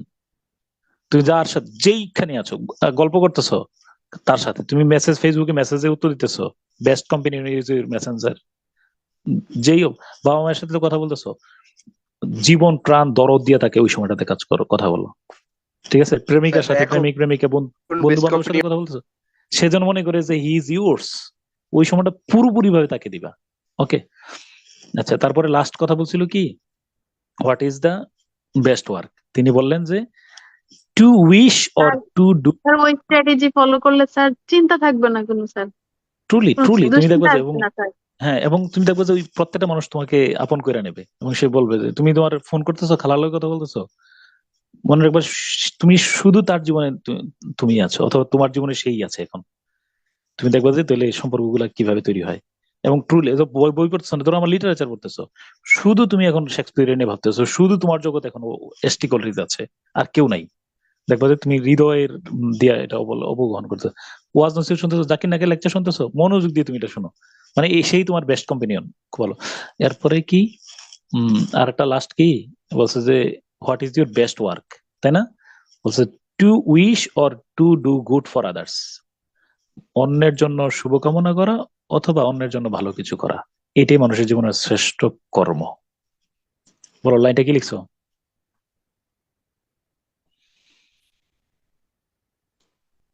Two wish or good for others. Two wish or two do good for others, অন্যের জন্য ভাই। মানে আবার বললাম, মুনাজাতের মধ্যে আল্লাহুম্মা আমিন বইলা প্রার্থনা করবা, হে ভগবান, হে ঈশ্বর, হে স্রষ্টা, আপনি ওরে ভালো করেন, ওরে ভালো রাখেন, ও কষ্টে আছে, ওদের জন্য পথটা সুগম করে দেন, ওরা যেন ভালো থাকে, ওর রোগ সব করে বলা যায়, আমার দিকে একটু নজর রাখেন। শেষে নিজেরটা কথা বলবা, আগে কাটটা বলো। 2 3 1 না স্যার? হুম 2 3 1, সত্যি কথা বলছো। গ্রামারের মধ্যে এটা ভালো কাজ করছে, তাই না? নিজের চাওয়া জি স্যার, সবসময় পরে, তাই জি না? স্যার। 2 3 1, হ্যাঁ, ভালো কাজে নিজের নাম পরে। Thank you so much. Done. তাহলে বলো হোয়াট ইজ, একটা মেসেজ পাইছো, what is the best time? Now is the best time. দুঃখ কষ্ট যেখানে যেটা থাকো, এটাই আমার বেস্ট টাইম। যেখানে যে অবস্থা, ভাত খাইতেছো না, তোমার একটা সিক্রেট কথা বলে রাখি, আমার না মনে কষ্ট টষ্ট থাকলে ভাত খেলে ভালো হয়ে যায়। আমি খুব সুন্দর করে যত্ন সহকারে তাড়াহুড়া করি না, ধীর স্থির ভাবে ভাত টাত গুলা মাখায় টাকায় বিভিন্ন, হ্যাঁ, খুব স্বাদ করে ভাতটা রেডি করি, তারপর ধীরে ধীরে আমি খাই। আমার এত ভালো লাগে বুঝতে পারবো না। এই যে ধরো একটু আগে চাটা খাইছি, আমার খুব যত্ন করে বানাই দিছে ও, হ্যাঁ, যে ধীরে ধীরে খাইছি, আমার রিল্যাক্স। আমার কাছে আল্লাহ মনে হচ্ছে, আল্লাহ কত বড় নিয়ামত দিছে, চিন্তা করে দেখো। তাহলে যার সাথে ভাত খাইতেছো, ভাতটাই তোমার বেস্ট কম্পেনিয়ন। ফিল এনজয়, তুমি মনে রাখবা যে কত বড় রিজিকের আল্লাহ কি সুন্দর ব্যবস্থা করে দিছে। ওকে। আর হ্যাঁ, তাহলে what is the best time? Now, যার সাথে আমি এখন আছি সেটা বেস্ট কম্পেনিয়ন, আর মানুষকে কি করা। তাহলে এখন তোমার বেস্ট কম্পেনিয়ন কে বলো তো? You sir, you. স্যার আপনি স্যার। আর আমার বেস্ট কম্পেনিয়ন কে? তোমরা। এরপরে হ্যাঁ, আর এখন জীবনের সবচেয়ে বেস্ট টাইম কোনটা এখন? তাহলে we are now in the best time with best companion. We are now কি বলো? তুমি যে কোনো কারণে বলতে পারো যে স্যার, তোমার বান্ধবীর সাথে বললা, ফ্রেন্ড বলো যে উই আর নাও, জানো, we are now in the best time with my best companion. যে তোমার সামনে থাকে এর সে শত্রু থাকতে পারে। How I can deal, what is the best time, এটা হলো নাও। আর what is your best companion, with whom or which I am now, যার সাথে আমি এখন আছি। হ্যাঁ, the person or thing with whom or which I am now, the person or thing with whom or which I am now. Okay, done. তাহলে এই overall আমরা এখানে এসটি কলরিজের রাইম অফ দ্য এনশিয়েন্ট মেরিনারের মধ্যে আমরা প্রথমে পাইছি মানুষ সিন পাপ করে রিডামশন, আর সরি পানিশমেন্ট পায়, তারপরে মুক্তির উপায় হলো দুইটা, একটা হলো রিপেন্টেন্স, আর একটা হলো কি বলো, to do good for others বা to wish good for others. মুক্তির উপায় হলো অনুশোচনা করা, আর অন্যের জন্য কি করা বলো? ভালো কাজ করা। ভালো কাজ করলেই, ভালো কাজ করা লাগবে না, এই ভালো কাজ করার পরে, করবা তো পরে, আগে কি করবা বলো?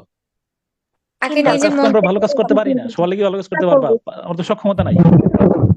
ভালো চাই, আপনার জন্য কি চাই? প্রত্যাশা করা। ভালো চাই, আপনার ভালো হোক, মনে প্রাণে চাই আমি ভালো হোক। আপনি বেঁচে আমার আগে হয়ে যান, আপনি ভালো থাকেন, আপনি খুব সুস্থ থাকেন। আপনি যত শত্রু হন, আমার অনেক শত্রুতা করছেন, আপনি ভালো থাকেন, এটা চাই। রিডামশন, মুক্তি ঘটবে, শিওর থাকো। ওকে, ওকে, ডান।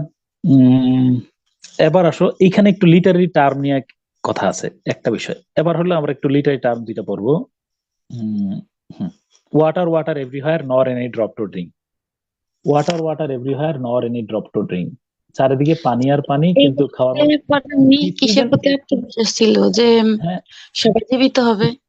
ও কোনটা, হ্যাঁ কোনটা, সবাই কি হয়েছে? এই যে সবাই যে মৃত্যুবরণ করছে, তারপরে ওনার যে একটা আত্মবিশ্বাস ছিল মানে কিসের উপরে এটা বুঝি না এখানে ও তার সবাই জীবিত আত্মবিশ্বাস ছিল না, না তার জীবিত হবে আত্মবিশ্বাস ছিল না। স্রষ্টা অনুগ্রহ করেছেন, তাদেরকে জীবিত করে দিয়েছেন কিসের বিনিময়ে?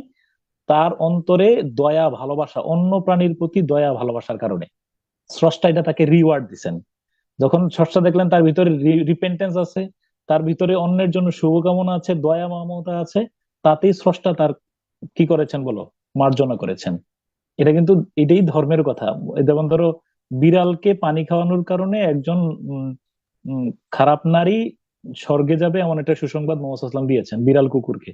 এমন কুকুর শুনছিলে স্যার, কিনা? কুকুর। কুকুরকে, কুকুরকে, তাই না? তুলে মনে রাখবা যে জি এটা স্যার। এটাই এটাই ধর্ম, তুমি যেই ধর্মই পালন করো। তাহলে ওয়াটার ওয়াটার এভরিহার নর, ডব্লিউ ডব্লিউ দুইবার আসছে কিনা সেটা বলো। ওয়াটার ওয়াটার শব্দটা দুইবার আসছে কিনা? জি স্যার। তাহলে আমার সাথে বলো, repetition of same consonant sound, একই বর্ণ যদি ইনিশিয়ালি শুরুতে বারবার আসে, ব্যঞ্জন বর্ণ, এটার নাম হলো এলিটারেশন। ওই যে কলকাতার কাকা কহিল, এরকম একটা যে প্রচলিত ক দিয়া বাংলা একটা ইয়ে আছে, জানো কিনা? কাকা কেন স্যার কাকা করে, কাকা কহিল, হ্যাঁ কাকে, হ্যাঁ হ্যাঁ, চাচা চাচায় চাচায় চাচায়, পাখি পাকা পেঁপে খায় এটা হবে না হ্যাঁ পাখি পাকা পেকে অনেকবার বলতে বলছি, ছোট এরকম হলে এই যে কাকা কাকিকে কহিল কাকা কাক কেন কাকা করে, হ্যাঁ এবারে আরো আছে তো। এতটুকু জানি। কাকা হ্যাঁ কাকিকে কহিল এই কাকা যে কাক কমেন্ট কেন বক্সে লিখছে। কাকা করে। হ্যাঁ হ্যাঁ হ্যাঁ ঠিক আছে, চাচায় চাচায় চাচি চেঁচায়, বলো চাচায় চাচায়। তাহলে এটা হলো রিপিট। আর একজন কমেন্ট বক্সে কি লিখছে, দাঁড়াও একটা সুন্দর চাচি লিখছে। চেঁচায়। চাচি চেঁচায়, হ্যাঁ। বন্ধু বাজায় বাঁশের বাঁশি, বড়ই বেজার বোধনাতে, হ্যাঁ ঠিক আছে, ওকে। তাহলে repetition of same consonant sound, এটাকে কি বলা হয়? অ্যালিটারেশন। লিটারেশন। ডান। এবার আসো, আলো আমার আলো, আলোয় ভুবন ভরা, রিপিটেশন হয়েছে কিসের? ভাওয়েল। হ্যাঁ ভাওয়েল। তাহলে repetition of same vowel sound, একই বর্ণ ব্যঞ্জন বর্ণ স্বরধ্বনি যদি রিপিট হয়, এটার নাম কি তাহলে? অ্যাসোনেন্স। তাহলে alone alone, all all alone, alone on a wide wide sea. দেখো আমি কিন্তু আচ্ছা হয়ে গেল এটা। এলিটারেশন আর অ্যাসোনেন্স দুইটা বুঝছো কিনা? হ্যাঁ, আলি এট অ্যাপল এলিটারেশন কি অল দা টাইম। ব্যঞ্জন ধ্বনি আর এসোনেন্স কি স্বরধ্বনি? এলিটারেশন হলো ব্যঞ্জন ধ্বনি আর অ্যাসোনেন্স হলো স্বরধ্বনি। হ্যাঁ, আলি এট অ্যাপল অল দা টাইম, আবার আলি এট অ্যাপল অল, বুঝছো কিনা? তাহলে রিপিটেশন অফ এ না।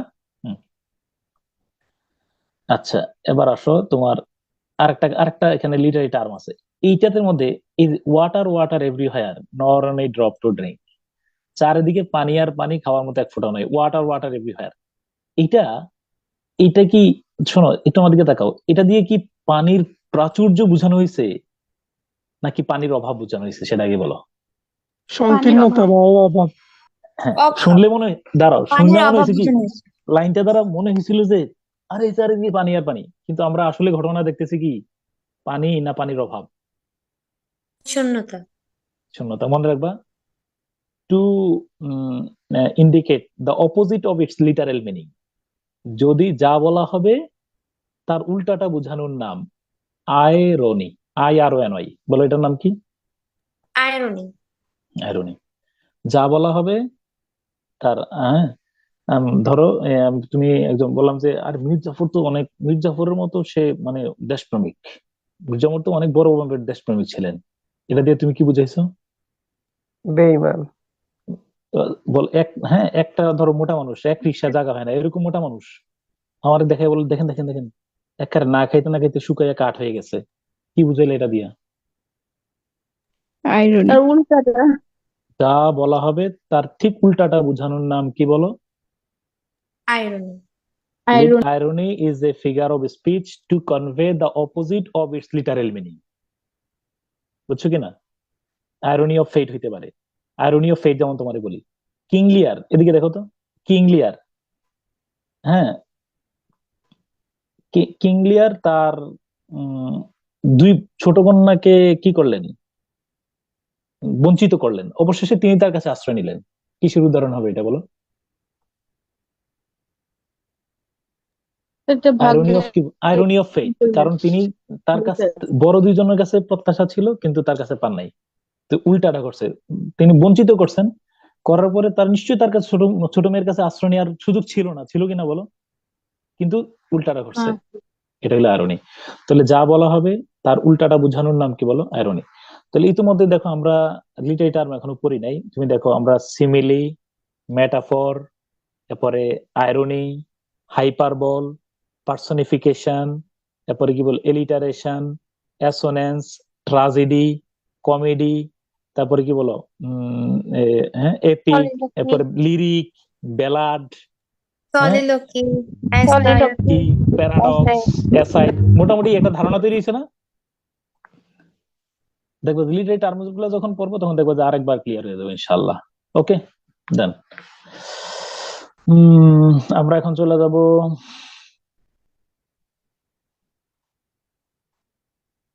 পিবি শেলি, নাম কি পার্সি বিশি শেলি।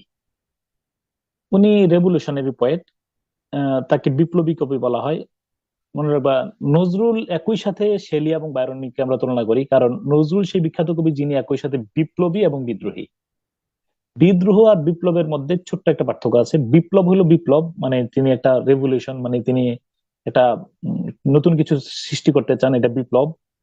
কিন্তু বিদ্রোহ হলো বিদ্যমান পরিস্থিতিকে অস্বীকার করে নতুন কিছু সৃষ্টি করা, নতুন কিছু চাওয়াকে বলা হয় কি বলো, বিপ্লবটা এক ধরনের সংস্কার, সংস্কার চাওয়া, বুঝছো কিনা, মানে কোনো কিছু আপ টু ডেট করতে চাওয়া। আর বিদ্রোহ হলো যা আছে তা আমি মানি না, এটাকে অপোজিট, আমি এটা উল্টাই দিতে চাই, এটা হলো বিদ্রোহ।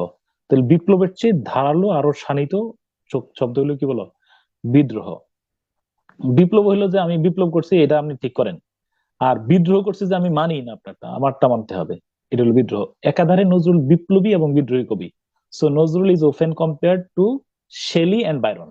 একই সাথে তিনি শেলি এবং একই সাথে বাইরনের সাথে তার তুলনা করা হয়। তো শেলিকে আমরা বিপ্লবী কবি বলা হয়।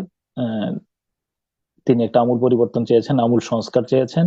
তো এখন দেখো শেলি নিয়ে আমরা বলি lyrical poet, poet of wind. তাকে আমরা পয়েট অফ উইন্ড কেন বলা হয়, মনে রাখবা যে তাকে আমরা, তিনি ওয়েস্ট উইন্ড নামে একটা কবিতা লিখছেন, ওয়েস্ট উইন্ড। পুরো নামটা পার্সি বিশি শেলি। একটু আমার দিকে আবার গল্পটা শুনে, আমি ক্লাসের শুরুতেই তোমার বলছিলাম এই শেলি, ওই প্রথম দিন আমি একটু শেলি নিয়ে গল্প বলছিলাম। শেলি কি করেছেন, শেলি অক্সফোর্ড বিশ্ববিদ্যালয়ে ভর্তি হয়েছেন, গভীর মনোযোগ, সব পরীক্ষার প্রশ্ন। হওয়ার পরে ভার্সিটিতে ভর্তি হওয়ার পরে একটা টেন্ডেন্সি দেখবা যে আমি দেখছি, দুইটা গ্রুপ তৈরি হয়, তিনটা গ্রুপ তৈরি হয়। একটা গ্রুপ হলো যে অ্যাজ ইট ইজ, যেমন ছিল তেমনই। এক গ্রুপ একটু ধার্মিক হয়ে যায়, তাবলিক টাবলিক বা বিভিন্ন কিছুতে যায়। আরেক গ্রুপ হঠাৎ করে নাস্তিক হয়ে যায়। আমার এক্সপিরিয়েন্সের সাথে তোমার তোমার এক্সপিরিয়েন্স মিললে দুইজন বললো, এরকম কি আছে কিনা বলো। আমি দেখছি এক গ্রুপ, ধরো জি স্যার। অনার্স ফার্স্ট ইয়ারে দেখছি এক গ্রুপ তাবলিক মুখী হয়েছে আমাদের সময়, মানে একটু ধর্মটর্ম হয়ে ধর্মটর্ম ভালোই ধরছে। আরেক গ্রুপ হলো যে হঠাৎ করে একটু ফার্স্ট ইয়ার সেকেন্ড ইয়ারে একটু নাস্তিক নাস্তিক ভাব, উরুদুরু ভাব, হ্যাঁ কোনো কথা শুনে না, উল্টা পাল্টা কথা বলে। হ্যাঁ, আরেক গ্রুপ হলো এরকম। তোমাদের এক্সপিরিয়েন্স কি এরকম? জি স্যার, এরকম হয়েছে স্যার। জি স্যার, এরকমই। হ্যাঁ, আমি বেশ কয়েকজন আমাদের অনার্স উঠে নাস্তিকতা শুরু করে দিয়েছে, মানে একটু উল্টা পাল্টা কথা, লিটারেচার পড়ছে তো হাবি জাবি নবী রাসূলের বিরুদ্ধে কথা বইলা উল্টা পাল্টা আর কি। হ্যাঁ, এই শেলি সেম উইথেই লিখছেন। তিনি তার বন্ধু টমাস জেফারসন হগের সহযোগিতায় তিনি একটা বই লিখে ফেলছেন। বইটার নাম হলো দ্য নেসেসিটি অফ এথিজম, নাস্তিকতার প্রয়োজনীয়তা। তো মাথায় রাখতে হবে অক্সফোর্ড এবং কেমব্রিজ বিশ্ববিদ্যালয়ে মূল প্রতিষ্ঠার উদ্দেশ্য ধর্মীয় মূল ভিত্তি, ধর্মীয় মূল্যবোধকে সংরক্ষণ। এবং অক্সফোর্ড বিশ্ববিদ্যালয় এবং কেমব্রিজ বিশ্ববিদ্যালয়ে প্রাথমিক দিকে 4টা বিষয় পাঠদান করা হইতো: বাইবেল সংক্রান্ত অধ্যয়ন, ধর্মীয় অন্যান্য বিষয় সম্পর্কে অধ্যয়ন, 3 নম্বরে রাষ্ট্র সংশ্লিষ্ট বিষয় অধ্যয়ন, আর 4 নম্বর হলো ইনফেরিয়র ইস্যুজ, যেমন নাট্যকলা, এগুলাতে ইনফেরিয়র মানে একদম পুরা মানে ইয়েটি আর কি। হ্যাঁ, ছোটখাটো একেবারে তুচ্ছ বিষয় যেগুলো, নাটক, সঙ্গীত, গণিত, অন্যান্য গুলাকে সবচেয়ে তুচ্ছ ভাবে ধরা হইতো। প্রথমে বাইবেল, তারপরে ধর্মীয় অন্যান্য পুস্তকাদি, রাষ্ট্র সংক্রান্ত পুস্তকাদি, আর বাকিগুলা ছিল ইনফেরিয়র ইস্যুস। তো সেই ধর্মীয় মূল্যবোধের উপর প্রতিষ্ঠিত বিশ্ববিদ্যালয়ের মধ্যে আইসা আজ থেকে 200 বছর আগে যখন একজন ব্যক্তি বই লিখেন যে নাস্তিকতার প্রয়োজনীয়তা, তাতেই তাকে কি করা হয়েছে বলো, বহিষ্কার করা হয়েছে। তুমি চিন্তা করে দেখো, পুরাটা ধর্মীয়। এখন তো আর সেই দিনগুলা নাই। তাহলে অক্সফোর্ড এবং কেমব্রিজ বিশ্ববিদ্যালয় পুরাটাই ধর্মীয় মূল্যবোধের উপর তৈরি হয়েছে। তারপরে শোনো, তো তার প্রথম স্ত্রী ছিল প্রথম স্ত্রীর সাথে কি করলেন তিনি, শোনো, প্রথম স্ত্রী তার প্রথম প্রেম করে বিয়ে করছেন, প্রথম স্ত্রীর সাথে ওই বাচ্চা হয়েছে, হওয়ার পরে তিনি ইতোমধ্যে তিনি কি করছেন বলো, ওই সম্পর্কে টানাপোড়েন, তিনি আবার অক্সফোর্ড বিশ্ববিদ্যালয় থেকে বাবার বাড়িতে আসছেন, তাকে বাবা বললো যে না এরকম অপুত্র আমার রাখার দরকার নেই, তাসলিমা নাসরিন আমি জায়গা দেবো না ঘরের মধ্যে। তিনি এই শেলি তখন বিধ্বস্ত হইয়া, এর মধ্যে টাকা পয়সা তো ঘাটতি পড়ছে, এই সম্পর্কটা, বিয়ের সম্পর্কটা ধীরে ধীরে টানাপোড়েন হয়েছে, হওয়ার পরে ইতিমধ্যে সে আবার ওই যে মেরি শেলিরে বিয়ে করে ফেলছে, আরে তার বন্ধুর বোনের বিয়ে করে ফেলছে। এই খবর শুনে তার যে এক্স ওয়াইফ, যার কারণে অর্থনৈতিক কারণে যার সাথে সম্পর্কটা নষ্ট হয়েছে, টানাপোড়েন চলছে, সে আত্মহত্যা করছেন। আত্মহত্যা করার পরে যে শেলির যে ছেলেটা ছিল, আদালত বললো যে না, তোমার মতো মানুষের কাছে এই ছেলের যে এই ছেলের দায়িত্ব দেওয়া যায় না, এই জন্য শেলির পুত্রকে শেলির কাছে আদালত দেয় নাই। তারপরে তিনি কি করলেন, ইতিমধ্যে ইংল্যান্ডের মধ্যে তার বিপর্যয়কর পরিস্থিতি, চারিদিক দিয়ে মানসিক বিধ্বস্ত, তিনি চলে গেছেন কোথায় না, ইতালিতে, সরি ইংল্যান্ড থেকে চলে গেছেন ইতালিতে। সেখানে যে আবার তিনি ভ্রমণ করতে করতে ওই লর্ড বায়রনের সাথে বললাম যে দেখা করতে গেছেন। সেখান থেকে যখন তিনি ফিরছেন তখন তার বয়স 29 বছর বয়সে তিনি একদম পুরা ইতালির এই যে এড্রিয়াটিক সিটা, ওইটার কাছাকাছি এসে তিনি কিন্তু ডুবে মারা যান, নৌকা ডুবে হয়েছিল, সেখানে মারা যান। মারা যাওয়ার পরে তার পকেট থেকে একটা কবিতা বের করা হয়েছে, কবিতা পাওয়া গেছে, কবিতাটার নাম ছিল লামিয়া। এটা হলো জন কিটসের কবিতা। ইংল্যান্ডে যখন শেলি ছিলেন, তো ইংল্যান্ডে শেলি থাকাকালীন অবস্থায় জন কিটসকে খুব বেশি মূল্যায়ন করতেন। তিনি জন কিটসের ব্যাপারে একটা উঁচু ধারণা ছিল, তিনি ভাবতেন যে জন কিটস একজন বড় মাপের কবি হবেন, এই জন্য জন কিটসকে তিনি একদম পুরা মানে ছায়া ছায়া রাখতেন। এবং জন কিটসের কবিতার অন্যতম এপ্রিসিয়েটর হলেন শেলি। তারপরে শেলি মারা গেছেন, তার লাশ কিন্তু ক্রিম করা হয়। এবং শেলি যখন মারা যান তখন তখন ইংল্যান্ডের স্পেকটেটর বা ওই সময় যে তদানীন্তন বড় বড় পত্রিকাগুলো ছিল, পত্রিকাগুলো শিরোনাম করেছে যে নাস্তিক মারা গিয়েছে, সে এখন টের পাবে স্রষ্টা আছে কি নাই। এখানে তুমুল সবাই, একজন মানে শেলি যখন মারা গেছেন তখন কিন্তু সবাই মানে খুশি হয়েছিল যে এখন টের পাইবো, যে এখন বুঝবা যে কত দানে কত চাল দাও, যাওয়ার পরে ধুরুম ধুরুম চলতেছে তোমার উপরে। হ্যাঁ, তো ইংল্যান্ডের স্পেকটেটর বিখ্যাত পত্রিকা, যেটা ওই সময় ধর বাংলাদেশের প্রথম আলো, এরকম পত্রিকা মানে শিরোনাম করছে শেলি এখন বুঝবে। হ্যাঁ, মানে এরকম আমি নেটে সার্চ দিলে পাইবা শেলির মৃত্যুর পরে নিউজটা কেমন ছিল, যে নাস্তিক এখন টের পাবে স্রষ্টা আছে কিনা নাই। হাওয়েভার এটা ছিল তার জীবনের জীবদ্দশায় তিনি যে খুব সম্মানিত বা খুব মর্যাদাপূর্ণ ব্যক্তি ছিলেন এমনটাও না। মারা যাওয়ার পরে তার সাহিত্যকর্মের বিশেষভাবে মূল্যায়ন করা হয়েছে। তো এখন তার এখন আসো আমরা পরীক্ষার প্রশ্নগুলো এখানে কি কি পাইতেছো তুমি দেখো, আসো। Shelley revolutionary poet of hope and regeneration. মোট কথা রেভলিউশনারি পয়েটটা গুরুত্বপূর্ণ, পয়েট অফ উইন্ড গুরুত্বপূর্ণ, কারণ ওয়েস্ট উইন্ড নিয়ে একটা কবিতা একটু পরে পড়বো। নেসেসিটি অফ এথিজম বা নাস্তিকতার প্রয়োজনীয়তা নামে একটা লিখছেন। হ্যাঁ, তখনকার সময় ধর্মবিরোধীদের প্রচুর শাস্তি দেওয়া হইতো। শেলি এবং হক দুজনকেই বহিষ্কার করা হইলো।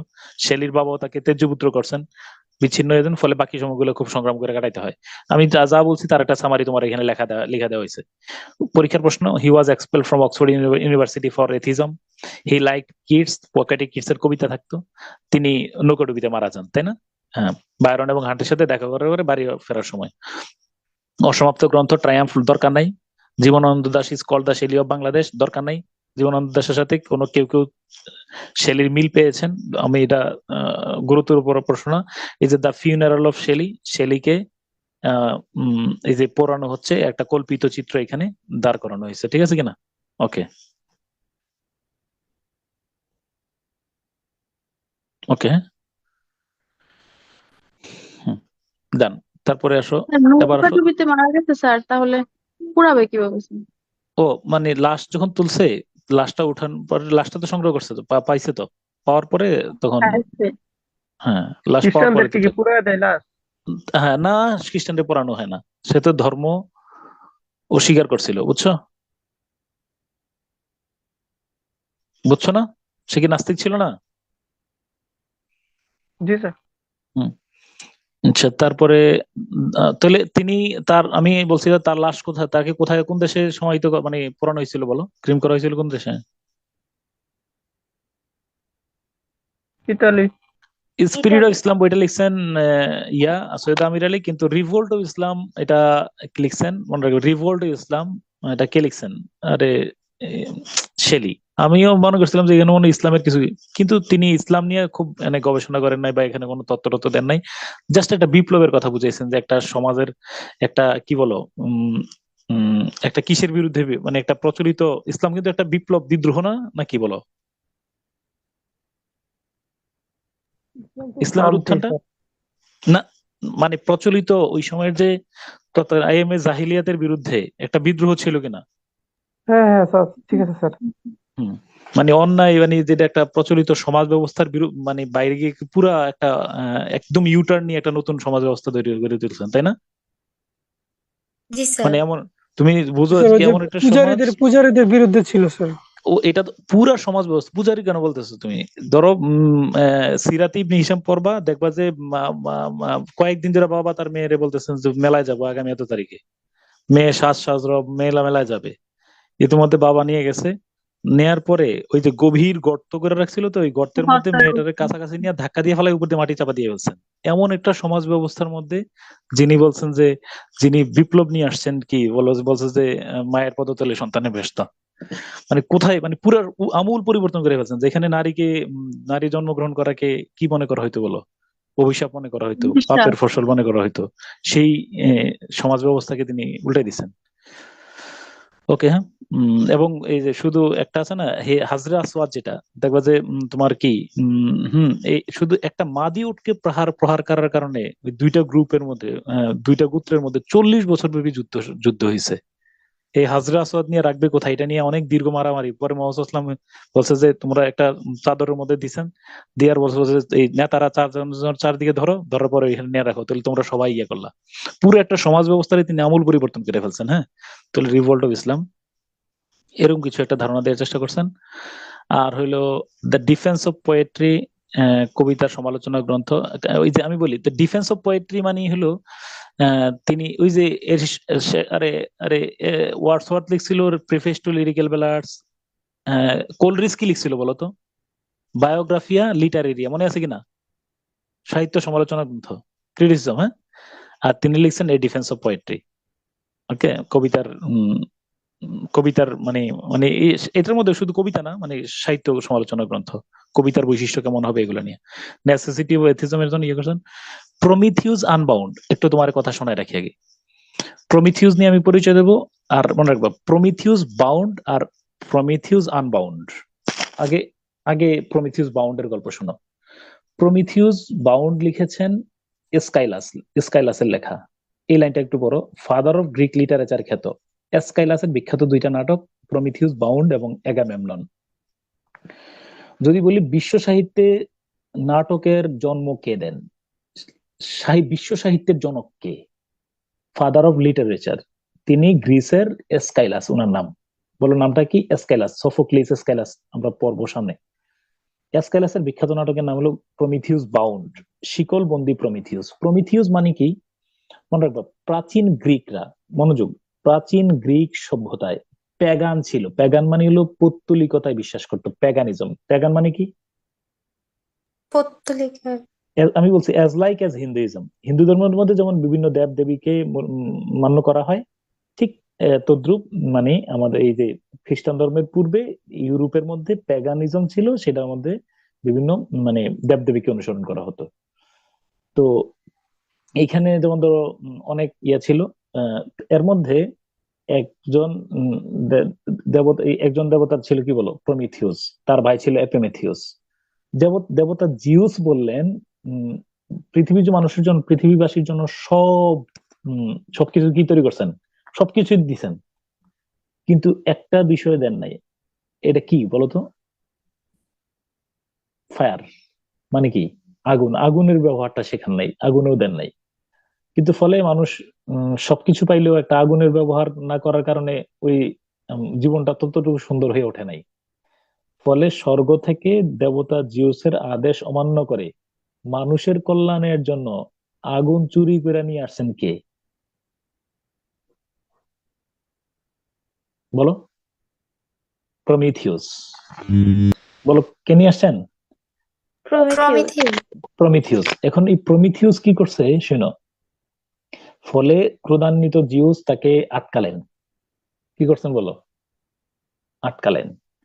আটকাইয়া তারা কি করছেন, এই দেখো কেমনে আটকাইছে, একটু দেখো। প্রমিথিউসকে আটকাইছেন, এই আটকানোর উপরে একটা শাস্তি তাকে দেওয়া হয়েছে।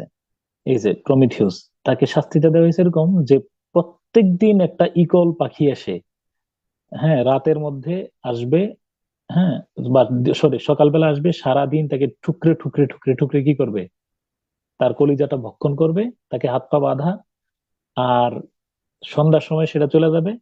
এরপরে সারা রাত ব্যাপী সে আবার তার কলিজাটা কি হবে বলো, উম আবার তৈরি হবে, সকালবেলা উঠে আবার ভক্ষণ করবে। এটা ছিল তার শাস্তি। তারপরে তাকে উদ্ধার করেন পরবর্তীতে হারকিউলিস, এটা পরের গল্প।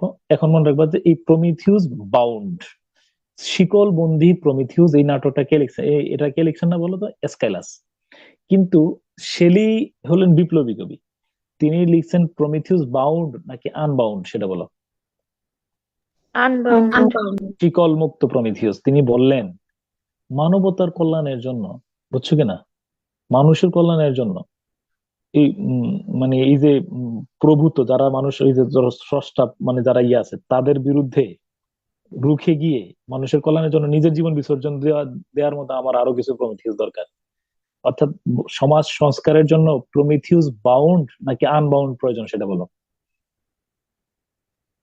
আনবাউন্ড। তিনি প্রমিথিউস আনবাউন্ড, হ্যাঁ, শিকল মুক্ত প্রমিথিউসকে আহ্বান করেছেন। ওকে, ঠিক আছে, ক্লিয়ার। এখানে ছোট্ট করে লেখা আছে, আদিম যুগে শুধু আগুন শুধু স্বর্গের দেবতারই ব্যবহার করতেন, পৃথিবীতে আগুন ছিল না। জিউসের বারণ সত্ত্বেও প্রমিথিউস আগুন নিয়ে আসছিলেন, ফলে শাস্তি স্বরূপ তাকে আবদ্ধ করে রাখছিলেন। এরপরে তিনি কিভাবে বিদ্রোহ করছেন, এবং এই বিদ্রোহ যেন বিদ্রোহী, তাহলে তিনি ওকে। অ্যাডোনিস, অ্যাডোনিসটা কার? এলিজি। এবার হলো আমরা একটা লিটারি টার্ম হলো elegy is a poem of lamentation.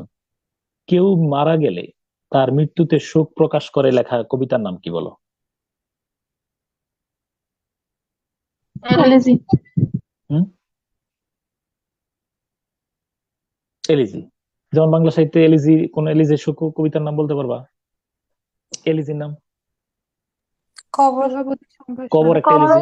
দেখো কবর কবিতার বৈশিষ্ট্য আমরা কি, কবর একেবারে একটা কবর হলো প্রথমত ড্রামাটিক মনোলগ। তোমরা কি ড্রামাটিক মনোলগ ক্লিয়ার? বক্তা একজন নীরব এক বা একাধিক শ্রোতা, তাই না? কবর কবিতা একটা ব্যালাড, ক্লিয়ার, গীতিকাব্য। কবর কবিতা একই সাথে একটা এলিজি, কারোর মৃত্যুতে শোক প্রকাশ করা। একটি ফটোগ্রাফ কবিতাটা শুনছিলে কিনা? নিশ্চয়ই এটা একটা কি বলো, এলিজি, তাই না? এলিজির অন্তর্গত। কারণ এটা খুব সাংঘাতিক, এটা এমন কবিতা দেখছো মানে, তাই না? কেমন হৃদয়ে দাগ কাটে। দেখো একদম কেউ মারা গেলে শোক প্রকাশ করে লেখা কবিতা কি এলিজি? এলিজি, হ্যাঁ, শোক প্রকাশ করে লেখা কবিতা। যেমন ধরো চিত্তনামা, নজরুল লিখছেন চিত্তনামা, রবিহারা, এরকম, এগুলো সব এলিজি। তো ইংরেজিতে এই যে কারোর মৃত্যুতে, তাহলে দেখো আমরা এখানে দেখি যে জন কিটস মৃত্যুবরণ করছেন, তার মৃত্যুতে শোক প্রকাশ করে তিনি লিখছেন এটা কবিতার নামটা হলো অ্যাডোনিস। সকল শোকগীতির মধ্যে এরকম, যেন তিনি মারা যাওয়ার পরে আকাশ বাতাস স্থির হয়ে গেল, বাতাস প্রবাহ বন্ধ হয়ে গেল, চারিদিকে গুমোট পরিস্থিতি, নিস্তব্ধতা, সবাই যেন শোক প্রকাশ করতেছে, এরকম কাহিনী ভিতরে এরকম। হ্যাঁ, ওই দারুণ সব উপমার সাহায্যে এঁকেছেন, যেন বাতাস স্থির হয়ে গেল, আকাশ নিস্তব্ধ, মানে মানুষের কণ্ঠস্বর রুদ্ধ, সবাই যেন কি হারিয়ে ফেলছে, পৃথিবী একাকার, এরকম কিছু বল। হ্যাঁ, ওকে।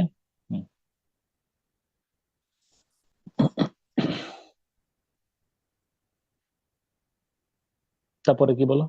তাহলে কি, ডান, হ্যাঁ। তারপরে এবার আসো ode to the west wind, পশ্চিমা সমীরণের গান। এখন শোনো, নাম হলো পশ্চিমা, ode to the west wind. কবিতাটা আগে বুঝো, কবিতাটার নাম হলো ode to the west wind.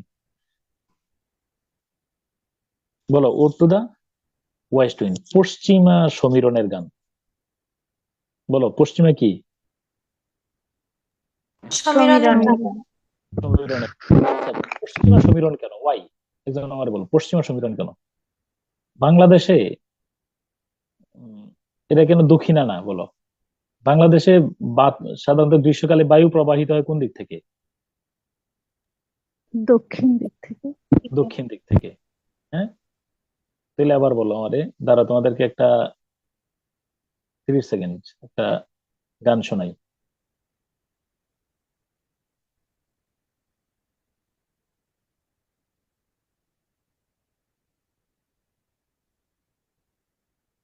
এই গানের মধ্যে কয়েকটা বিষয়, যেহেতু টু দ্য ওয়েস্ট উইন্ড পড়াচ্ছি, এটার সাথে আমি এটা রিলেট করে তোমার মনে রাখার জন্য একটা গান শোনাই, ধরো। হ্যাঁ, দক্ষিণে হাওয়া গানটা। না, এটা ওনাবাড়ি আমাদের কুমিল্লা অঞ্চলে তো।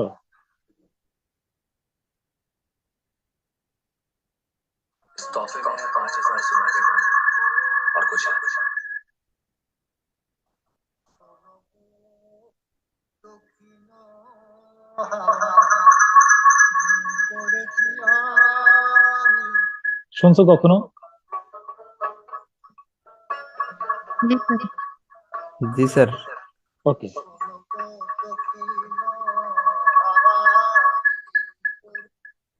আচ্ছা এখন ওই আমার হ্যাঁ,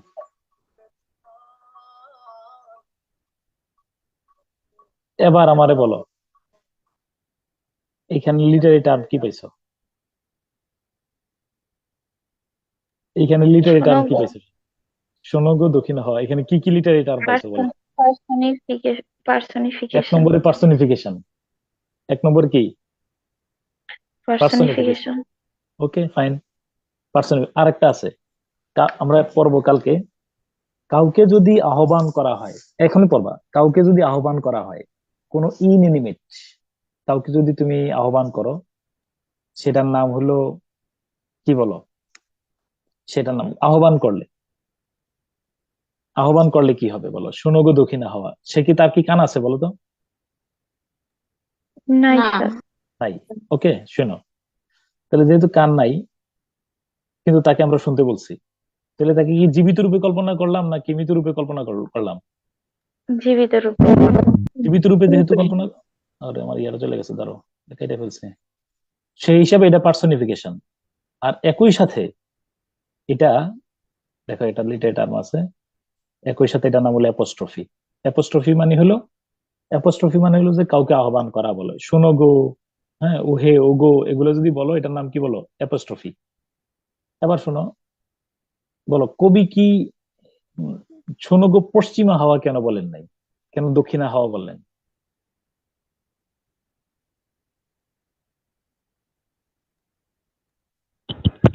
গ্রীষ্মের আবহাওয়াটা দক্ষিণ আমাদের দিক থেকে দেশে বাতাস আসে কোন দিক থেকে বলো?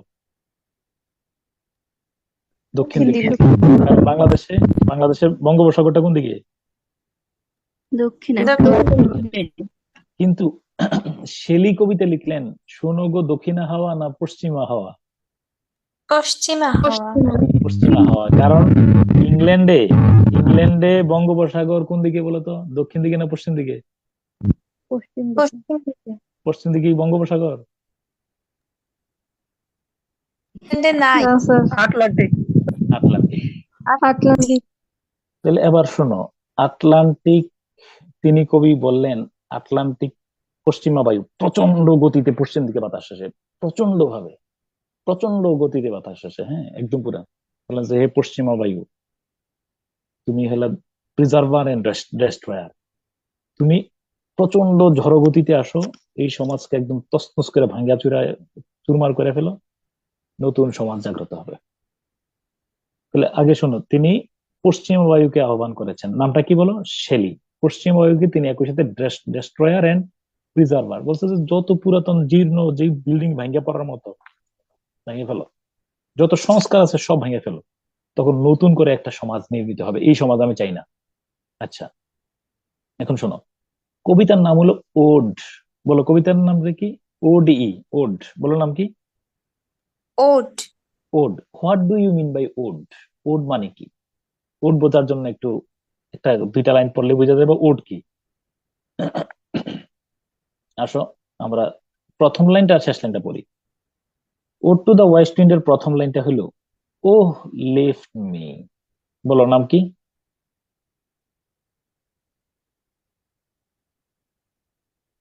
বলো ও Oh, লিফট মি, হে পশ্চিমা বায়ু আমাকে উড়িয়ে নিয়ে যাও। As wave a leaf a cloud, ঢেউয়ের মতো, গাছের পাতার মতো, আকাশের মেঘমালার মতো। I fall upon the thorns of life, আমি জীবনের কণ্টক দ্বারা কণ্টকাকীর্ণ। আচ্ছা বলো, প্রথমত আমার বলো যে এখানে অ্যাপোস্ট্রফি, এটা কি আহ্বান করেছেন কিনা কাউকে? জি স্যার। তাহলে আহ্বান করা বুঝালে আমরা এটাকে বলি অ্যাপোস্ট্রফি। আচ্ছা, 2 নম্বরে বলো ও lift me as wave a leaf, এটা সিমিলি না metaphor? Simile. Simile, as wave আমাকে উড়িয়ে নিয়ে দাও। এই কেন মেটাফর? অ্যাজ লাইক দ্বারা মেটাফর, যাচ্ছে তো না সিমিলি। অ্যাজ অ্যাজ দ্বারা। স্যার অ্যাপোস্ট্রফি যেটা বলেছেন এটা কি পার্সোনিফিকেশন বলা যাবে না, ওটা তো আহ্বান করা নেই বললেন। হ্যাঁ, একই সাথে পার্সোনিফিকেশন, একই সাথে এটার মধ্যে এই বাক্যটা সিমিলি, পার্সোনিফিকেশন, তারপরে অ্যাপোস্ট্রফি সব হচ্ছে। ঠিক আছে, এবার আসো, এই প্রথম লাইনের মধ্যে কবি কি আনন্দের কথা বললেন না বিরহের কথা বললেন? বিরহের বিরহ কথা। কবিতাটা আনন্দ দিয়ে শুরু হয়েছে না বিরহ, হতাশা, গ্লানি দিয়ে শুরু হয়েছে? বিরহ দিয়ে। দুঃখ দিয়ে স্যার, ওরে দুঃখ। পশ্চিমা বায়ু আমার উড়ে নিয়ে যাও, গাছের পাতার মতো, আকাশের মেঘমালার মতো, সমুদ্রের ঢেউয়ের মতো। আমি আর বাঁচতে ভালো লাগে না, আমি এই জীবনের দ্বারা কণ্টকাকীর্ণ, আমি অসহ্য, হতাশা, গ্লানি, ডিসপায়ার, ডিজেকশন। এবার শেষের লাইনে বলছেন কি দেখো, ইফ উইন্টার কামস, যদি শীতকাল আসে, can spring be far behind, যদি শীতকাল আসে বসন্তকাল কি দূরে থাকে? যদি শীতকাল আসে বসন্ত কি দূরে রহে? এইটার মধ্যে কি হতাশা, গ্লানি, নাকি সান্ত্বনা দিয়েছেন? সান্ত্বনা। দ্য পোয়েম, দ্য পোয়েম, দেখো, the poem that begins with grief and agony, the poem that begins with grief and agony, dejection, despair, hopelessness, and ends with consolation is called ode. যে কবিতা হতাশা দিয়ে শুরু হয়, গ্লানি, ব্যর্থতা, দুঃখের গল্প দিয়ে শুরু হয়, সান্ত্বনা দিয়ে শেষ হয়, এই ধরনের কবিতাকে কি বলা হয়? ওট কবিতা। ওড। অনেক ওড পাইবা, সকল ওডের বৈশিষ্ট্য হতাশা মানে অপ্রীতিকর বর্ণনা দিয়ে শুরু হবে, শেষে সান্ত্বনামূলক বর্ণনা দিয়ে শেষ হয়, এটার নাম হলো ওড। বুঝতে পারছি কিনা? স্যার এটা বাংলাটা কি গীতি কথা বলে? গীতি কথা না, স্তব গান বলা হয়। বাংলা একদম একটা বাংলা একবার আসছিল, এই বাংলার সাথে আমি একবার না 36 বা 37 দেখবা যে ওদের বাংলা অর্থ কি, এই বাংলা অর্থ দেয় নাই। এক্স্যাক্টলি বাংলা অর্থ হলে স্তব গান হবে। অর্থাৎ মোট কথা হলো, যে কবিতা হতাশা দিয়ে শুরু, সান্ত্বনা দিয়ে শেষ। তাহলে বলো, ও টু দা ওয়েস্ট উইন্ড কবিতার মধ্যে কবি প্রথমে কি দিয়েছেন বলো? হতাশা। দুঃখ হতাশা। দুঃখ। শেষ করছেন কি দিয়ে? সান্ত্বনা দিয়ে। সান্ত্বনা। লাইনটা আবার পর, এগুলো পরীক্ষার খুব গুরুত্বপূর্ণ প্রশ্ন, নইলে আমি আলোচনা করতাম না। ও লিফট মি, হে পশ্চিমা বায়ু, O lift me as wave a leaf a cloud. O lift me, কারে লিফট করতে বলছেন? আমাকে উঠে নিতে বলছেন কাকে? পশ্চিমা বায়ুকে। তাহলে ইফ উইন্টার কামস খুব গুরুত্বপূর্ণ উদ্ধৃতি, যে দুঃখের পরে সুখ আসে। ইন্না মাল উসরি ইউসরা, তোমরা এর আগে পড়ছো। Sweet are the uses of adversity, এগুলো একই কথা। তাহলে ও টু দা ওয়েস্ট উইন্ড, এই আমাদের লাস্ট আরেকটাই আলোচনা হবে, এটা দিয়ে শেষ করে দেবো। দাঁড়াও, ও টু স্কেলার বলবো, আর এই দুইটা। সমীরণ কি বায়ু স্যার? হ্যাঁ, বায়ু, বাতাস। পশ্চিমা সমীরণের কবি বলা হয়, দেখছো কিনা তাকে? পশ্চিমা বায়ু, পশ্চিমা সমীরণের কবি বলা হয়। আর দুইটা বলে শেষ, আমার 5 থেকে 7 মিনিট লাগবে। 2 নম্বর কবিতার নাম হলো ওজাইমেন্ডিয়াস। ওজাইমেন্ডিয়াস একটা সনেট। ওজাইমেন্ডিয়াস হলো ফেরাউন, এই ফেরাউনের নাম ছিল রামসেস দ্য সেকেন্ড। বলো ওজাইমেন্ডিয়াস কি? ফেরাউন। ফেরাউন কারা ছিলেন? মিশরের রাজারা। মিশরের রাজাদের উপাধি ছিল ফেরাউন। মুসা আলাইহিস সালামের গল্প। মুসা আলাইহিস সালাম হলো ওই যে বনি ইসরায়েলের একজন নবী। আমরা জানি জানি ইহুদি, বর্তমানে যে ইহুদি যারা আছে তাদের কি বলো, নবী, তাই না? মুসা আলাইহিস সালামের অনুসারীদেরকে তো আমরা জু পড়ছি, মনে আছে কিনা তোমার গল্পগুলা? জি স্যার। আচ্ছা, এই মুসা আলাইহিস সালামের আমলে, মুসা আলাইহিস সালামের আমলে যে ছিলেন, কে বলো? ফ্রাউন। ফেরাউন ছিলেন। ওই রামসেস দ্য সেকেন্ডের গল্প। ওই রামসেস দ্য সেকেন্ড রাস্তার অলিতে গলিতে বিভিন্ন মূর্তি, বড় বড় নিজের স্ট্যাচু গুলা তৈরি করে রাখছিলেন। মানুষজন রাস্তাঘাটে সব জায়গায় টের পায় যে ফেরাউনের উপস্থিতি আছে। ওই সেই ফেরাউনের গল্প মনে আছে কিনা, যাকে মোহাম্মদ মুসা আলাহিসাল্লামকে ধাওয়া করছিলেন, তারপরে মুসা আলাহিসাল্লাম কি করছেন বলো? ওই যে উম, একদম নীল নদ তো না, এটা নীল নদ হওয়ার কথা না, এটা তিনি রেড সি, নীল নদে যাওয়ার কথা না, এটা লোহিত সাগরের কাছে আসছেন সৌদি আরবের দিক দিয়ে, লাঠি ফেলছেন, এরপরে 12টা রাস্তার মধ্যে তৈরি হয়েছে, সবাই দূরে বার হয়ে গেছে। আর ফেরাউন আর তার দলবল নিয়ে যখন মাঝখানে আসছেন তখন হয়ে গেছে। এই ফেরাউনের লাশ কিন্তু এখন আছে মিশরের জাদুঘরে, কায়রোতে আছে না, স্যার। সংরক্ষণ করেছে পরবর্তী অনেকবার। এই 1900, এই যে মনে রাখবা, এটা এটা আবিষ্কার, এটার সাথে একজন বিজ্ঞানীর নাম জড়িত আছে, নাম জানো কিনা না? Doctor Morris Bucaille. ঠিক আছে, মরিস বুকাইলির নামটা করে দিচ্ছি। ওকে। এই এই ফেরাউনের যে গল্পটা, এই ফেরাউন কি করছেন, এই ফেরাউন আহ, তো এই ফেরাউনের যে মূর্তি, রামসেসদার মূর্তি, হ্যাঁ, এই মূর্তিগুলা ছিল। এবার এবার আসো, এই ফেরাউনের আমি পরিচয় দিলাম। এখন শেলি বললেন কি, তো শেলির প্রথম লাইনটা একটু দেখো। I met an antique traveller, কই দেখো শেলির প্রথম লাইনটা, I met an a traveller from an antique land who said two vast and trunkless legs of stone stand on the desert. তুমি প্লিজ এইটা দেখো, ঘটনা এটা কি কেন্দ্র করে? মিশরের মধ্যে এই ছবিটা দেখতেছো কিনা, তোমরা কি এই ছবিটা দেখতেছো? এটাই কবিতার, এটাই কবিতার মূল মূল ঘটনা। বললো যে এরকম একটা দুইটা পা দেখছি, এরকম দণ্ডায়মান আছে, দেখো দুইটা পা দণ্ডায়মান আছে। Who said two vast and trunkless legs of stone stand in the desert, near them on the stand half sunk a shattered visage lies whose frown and ওই যে এরকম ধরনের, এই যে ঠোঁট টোট মুখ কুঞ্চিত, মাথা টাথা ভাঙা, এরকম একটা মূর্তি আমি দেখলাম। কোথায় দেখছে বলো? তাহলে অ্যান্টিক গল্পটা কি ল্যান্ডে। শোনো, ওজাইমেন্ডিয়াস কবিতায় বললেন, শেলি বললেন, ভাই শোনেন, আমি এক প্রাচীন ভ্রমণকারীর সাথে দেখা করছিলাম। হয়তো তিনি এখানে যদি ব্যাখ্যা করো, তিনি কোথায় গেছিলেন? মিশরীয় ভ্রমণকারী, মিশর থেকে আসছেন।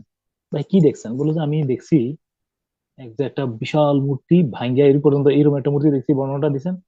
দেওয়ার পরে এখন ঘটনাটা শুনো, ঘটনা অন্য কিছু না, ঘটনা এই জায়গায়, এই কবিতা সনেটের টার্নিং পয়েন্ট এই জায়গার মধ্যে, যে এই মূর্তির মধ্যে লেখা আছে, লেখা আছে দেখো, my name is Ozymandias and on the pedestal this words appear, my name is Ozymandias, বলো, king of, look my works, you mighty and despair. বলো মূর্তির সামনে কি লেখা ছিল বলো? My name is my name is Jaimin. Ozymandias, king of kings. আমার নাম, মিউট মিউট, আমার নাম হলো উজাইমেন্ডিয়াস, আমি রাজাদের রাজা। আচ্ছা, বলো, তিনি একটা সময় রাজাদের রাজা ছিলেন, মাই নেম।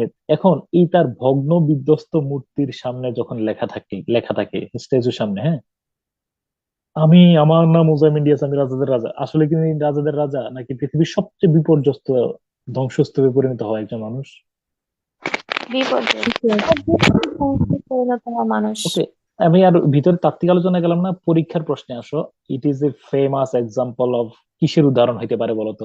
আমার নাম অহংকারের উজাইমেন্ডিয়াস, আমি পতন রাজাদের স্যার, রাজা। অহংকারের পতন। কিসের উদাহরণ? আইরনি, মানে তাকে, সে যা বলছে বাস্তবতা তার সম্পূর্ণ কি বলো, উল্টো উল্টো। এটা দিয়ে পৃথিবীর সব কর্তৃত্বপরায়ণ শাসকের জন্য তিনি মেসেজ দিয়ে গেছেন, যারা মনে করে my name is Ozymandias, king of king, আমি তো সর্বে সর্বা, আমি রাজাদের রাজা। এদের পরিণতিটার জন্য তিনি এই চিত্রটা উপস্থাপন করেছেন, উজাইমেন্ডিয়াস কালজয়ী সেই কবিতা। বলছে যে যত বেশি হিম্মত দেখাইতেছে, যত বেশি এরকম ধরনের মানুষ নিয়ে ফেরাউনিক বৈশিষ্ট্য যে ইয়ার মধ্যে হবে, তার পরিণতি ইতিহাস এইভাবে গ্রহণ করবে। এটা তাহলে দুইটা মেসেজ পাইছে। এটা মূল মেসেজটাই হলো এরকম, যারা এরকম কর্তৃত্ববাদী শাসক, কর্তৃত্বপরায়ণ মানুষ, মানে ফেরাউনিক টেন্ডেন্সি যার ভিতরে ছিল, বুঝছো কিনা, সে নিজেকে এরকম শক্তিশালী মনে করতো, সে মনে করতো যে আমি অমর থাকবো, আমার এরকম দাপট ক্ষমতা, কিন্তু মহাকাল তাকে এইভাবে রেখে দিয়েছেন। এই কথা বুঝছো? তার মনে হয় যেন আমি আমার কর্ম দ্বারা, আমি আমার ক্ষমতা দ্বারা আমি অমর থাকবো, কিন্তু ক্ষমতা তাকে অমর করবে না। তো ওজাইমেন্ডিয়াসের মূল মেসেজ কি কিছুই বুঝতে পারো না তোমরা? জি জি স্যার স্যার স্যার এটা কি ফেরাউনকে ইয়া করে পড়ছে? স্পষ্ট রামসেস দ্য সেকেন্ড তো এটা, ওজাইমেন্ডিয়াস মানে তো ফেরাউন।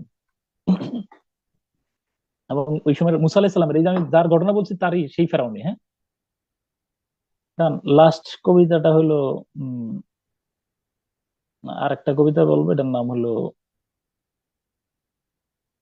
লাইনটা লেখা রেখো, my name is Ozymandias king of king. যারা ফেরাউন তারা কি মনে করে আমার নাম ওজাইমেন্ডিয়াস, আমি কি বলো, রাজাদের রাজা। কিন্তু কোর্স অফ টাইম, সময়ের সময়ের পরিক্রমায় তারা কি আর রাজাদের রাজা থাকে? তাদের পরিস্থিতি হয় এরকম ধরনের, নাস্তানাবুদ পরিস্থিতি হয় এরকম ধরনের। হ্যাঁ, এই পরিস্থিতি হয়। এই মানে এই ছবিটা যেটা দেখতেছো, স্যার আপনি বলছিলেন আব্রাহামিক রিলিজন নিয়ে একদিন কথা বলবেন।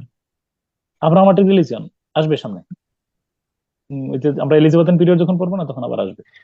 স্যার একটু সিমিলি মেটাফর সম্পর্কে যদি বলতেন, আমি ভুলে গেছিলাম। ওরে আমি ভুলে গেছিলাম রে। অ্যাজ লাইক, সিমিলি শব্দের মধ্যে অ্যাজ লাইক শব্দটা থাকবেই। সিমিলিতে কি থাকবে বলো একটু? জি স্যার, অ্যাজ লাইক সম্পর্কটা থাকবে। থাকবে, হ্যাঁ। হ্যাঁ, আর মেটাফরের মধ্যে Mashrafe is a tiger, Mashrafe কি বাঘ না বাঘের মতো, অর্থটা বলো তো? মানে এমনি মূলত কি, সে কি বাঘ আসলে না বাঘের মতো? বাঘের মতো। কিন্তু মতো শব্দটা তুমি ব্যবহার করো, আমি মাশরাফি একটা বাঘ, মাশরাফি একটা বাঘের বাচ্চা। সে কি আগে বাঘের বাচ্চা নাকি বাঘের বাচ্চার মতো এরকম সাহসী? মতো শব্দটা যদি তুমি ব্যবহার করো, Mashrafe is like a tiger, as brave as a tiger, as এবং লাইক শব্দটা ব্যবহার করে যদি তুলনা করো, এটার নাম সিমিলি, এক্সপ্লিসিট কম্পারিজন। আর মাশরাফি ইজ এ টাইগার, এটা হলো ইমপ্লিসিট, সরাসরি তুলনা করে বসছে, এটার নাম কি বলো? অ্যাজ লাইক ছাড়া তুমি ব্যবহার করলে এটার নাম মেটাফর। হ্যাঁ, মেটাফর। ওকে। স্যার আর হাইপারবোলটা যদি স্যার একটু বলতেন। হ্যাঁ হ্যাঁ হ্যাঁ, হাইপারবল। স্যার হাইপারবোল হাইপারবল হইলো ওই যে তুমি কি বলো, কারোর কাছে ধরো সকালবেলা 2টা পরোটা, বেশি 3টা বা 4টা পরোটা খাইছে, ধরো 2টা ডিম খেয়ে ফেলছে একজন, তোমার কোনো কেউ বললো যে পুরা রাক্ষস, কি বলছো বলো? বললো তোমার উপর মনে হয় রাক্ষস ভর করছে, হয়তো একটু বেশি খেয়েছে, তাতে তুমি কি কি কি উপমা দিছো বলো? এটা কি স্বাভাবিক, স্বাভাবিক তুলনা দিলা একটা পরোটা বেশি খাওয়ার কারণে, নাকি অস্বাভাবিক কি বলছো? অস্বাভাবিক। যদি দেখো না, আমি তোমারে নিষেধ করছি যে তুমি এই কাজটা করো না, এই কাজটা করো না, এই কাজটা করো না, 3বার বলছি, 3 দিন বলছি। তোমারে আমি না 10,000 বার এই কথাটা মনে বলছি যে তুমি এই কাজটা করো না, আমি বিপদে পড়ছো, ঠিক আছে না? বলছি কয়বার মূলত? 3 বার। তোমারে 1,00,000 বার আমি এই কথা, তোমারে আমি আমি বলো না 1,00,000 বার আমি সতর্ক করছি, 1,00,000 বার বলছিলাম, 3বার দাবি করছি, কয় লাখ বলো? 1,00,000 বার। কিসের উদাহরণ? হাইপারবোল। বাস্তবের চেয়ে অনেক বেশি অতিরঞ্জিত করে বললে এটার নাম হাইপারবল। ওকে ডান। আমি তাহলে আজকে আর টানি না, তোমরা এখানে শেষ করে দেন স্যার। এইখান থেকে তাহলে এই শুধু একটা কবিতা বলবো, এটার নাম এখান থেকে শুরু করবো আর কি। হ্যাঁ, ওই যে এটার নাম কি না, ওড টু স্কেলার কে কথা আছে, হ্যাঁ, ওড টু স্কেলার থেকে প্রশ্ন আছে, এখান থেকে আমরা আগামী ক্লাসে ইনশাআল্লাহ রোমান্টিক শেষ করবো। শেষ করতে যে শেষ হয়ে হলো না, শেষ হলো সমস্যা, লিটারেচারের এই সমস্যা থাকলোই। ওকে, ক্লাস লেন দিয়ে যাচ্ছে, আমি সরি কিছু করার নেই, পরে আমি তাই না আবার কমাই ফেলবো। হ্যাঁ স্যার হুম, স্যার আপনার গ্রামারের নতুন ব্যাচ কি ডিসেম্বরে শুরু করবেন? ডিসেম্বরের এটা শেষ হওয়ার পরে, কালকে আমরা তো কালকে আমরা কত নম্বর আসছি, 60, আরো 40টা স্টেপ রয়ে গেছে, তো সামনের দিকে এসে যাবে, আরো হয়তো 10-12টা আজকে যে ক্লাসগুলো করলাম আমরা, এগুলো কি পিক দেওয়া যায় না স্যার? এই পিক মানে কি, গ্রুপে আমি ছবি শীটটা দেয়া আছে না? সরি না, পিক না, মানে গ্রুপে দেওয়া যায় না? গ্রুপে শীটটা দেয়া আছে তো, গ্রুপে শীট দেয়া আছে তো, গ্রুপে শীট দেয়া আছে তো, শীটটা দেয়া আচ্ছা স্যার, ঠিক আছে স্যার, থ্যাংক ইউ স্যার। ঠিক আছে, ইনশাআল্লাহ। আল্লাহ হাফেজ তাহলে। ওকে, আগামী আচ্ছা, ক্লাসে আসসালামু রোমান্টিক আলাইকুম। রোমান্টিক শেষ বলো আমার আগে, বলো রোমান্টিক শেষ হওয়ার পরে আমরা কি করব? রোমান্টিকের উপর একটা পরীক্ষা হবে নিশ্চয়ই, জি স্যার। আবার 90 নম্বরের পরীক্ষা হবে, তো দেখা যাক কে কত পাও। অনেক ব্যাখ্যা বিশ্লেষণ করলাম, অনেক সময় নষ্ট করতেছি। ঠিক আছে ইনশাআল্লাহ, হ্যাঁ? আল্লাহ হাফেজ। স্যার আসসালামু আলাইকুম। আল্লাহ হাফেজ। ওকে, আসসালামু আলাইকুম।